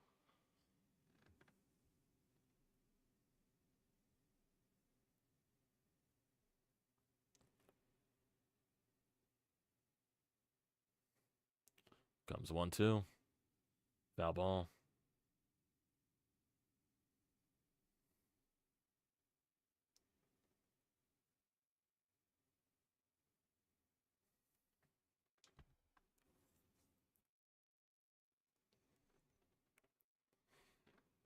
One, two.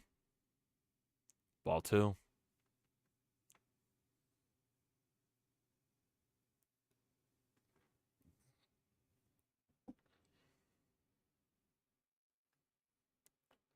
Comes 2-2. 3-2. Not even fucking close. Sit your asses down.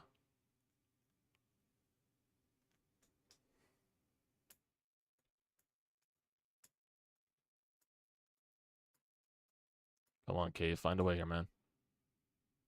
Find a way here. They're going to go inside. And he swings and a miss. Up to Schwarber.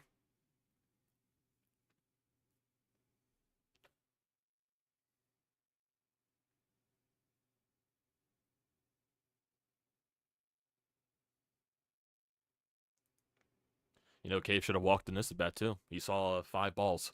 He saw 5 balls. Should have walked. And Marsh should have walked, too. He should have had 2 walks in this inning. Oh, God. Come on! It's fair ball. That's a double. That's a double. That's a double down the line. Schwarber at second. Come on, come on. We got life. We got life. Turner's coming up. Trey's coming up. Come on, Kyle. Come on, Trey. We got life here. We got some type of life here. Yep, Schwarber coming out for the pinch runner makes it, or unless he's just calling. I'm not sure what's happening.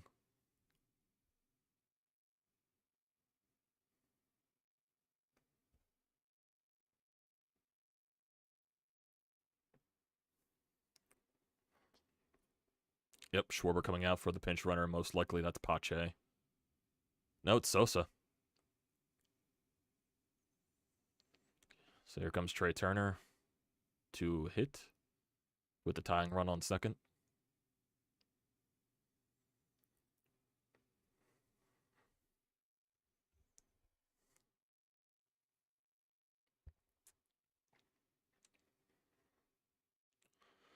Here comes Trey.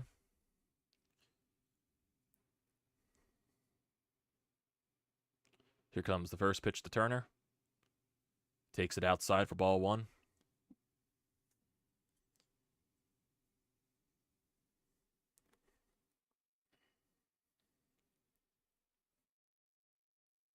Here comes the 1-0 pitch here to Trey. Takes it for ball 2.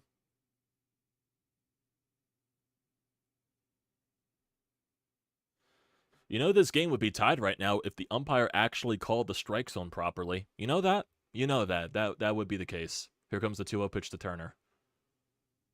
And Turner swings and misses at the pitch right down the middle of the plate.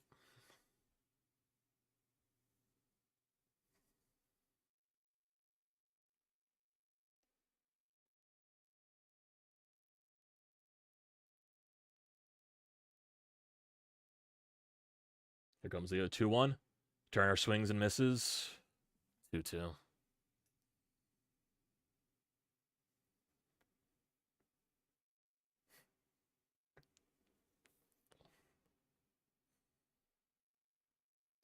Comes 2-2. Come on, Trey. You got to battle. Come on, Trey. And Turner pops it up. Get out. It's out of play.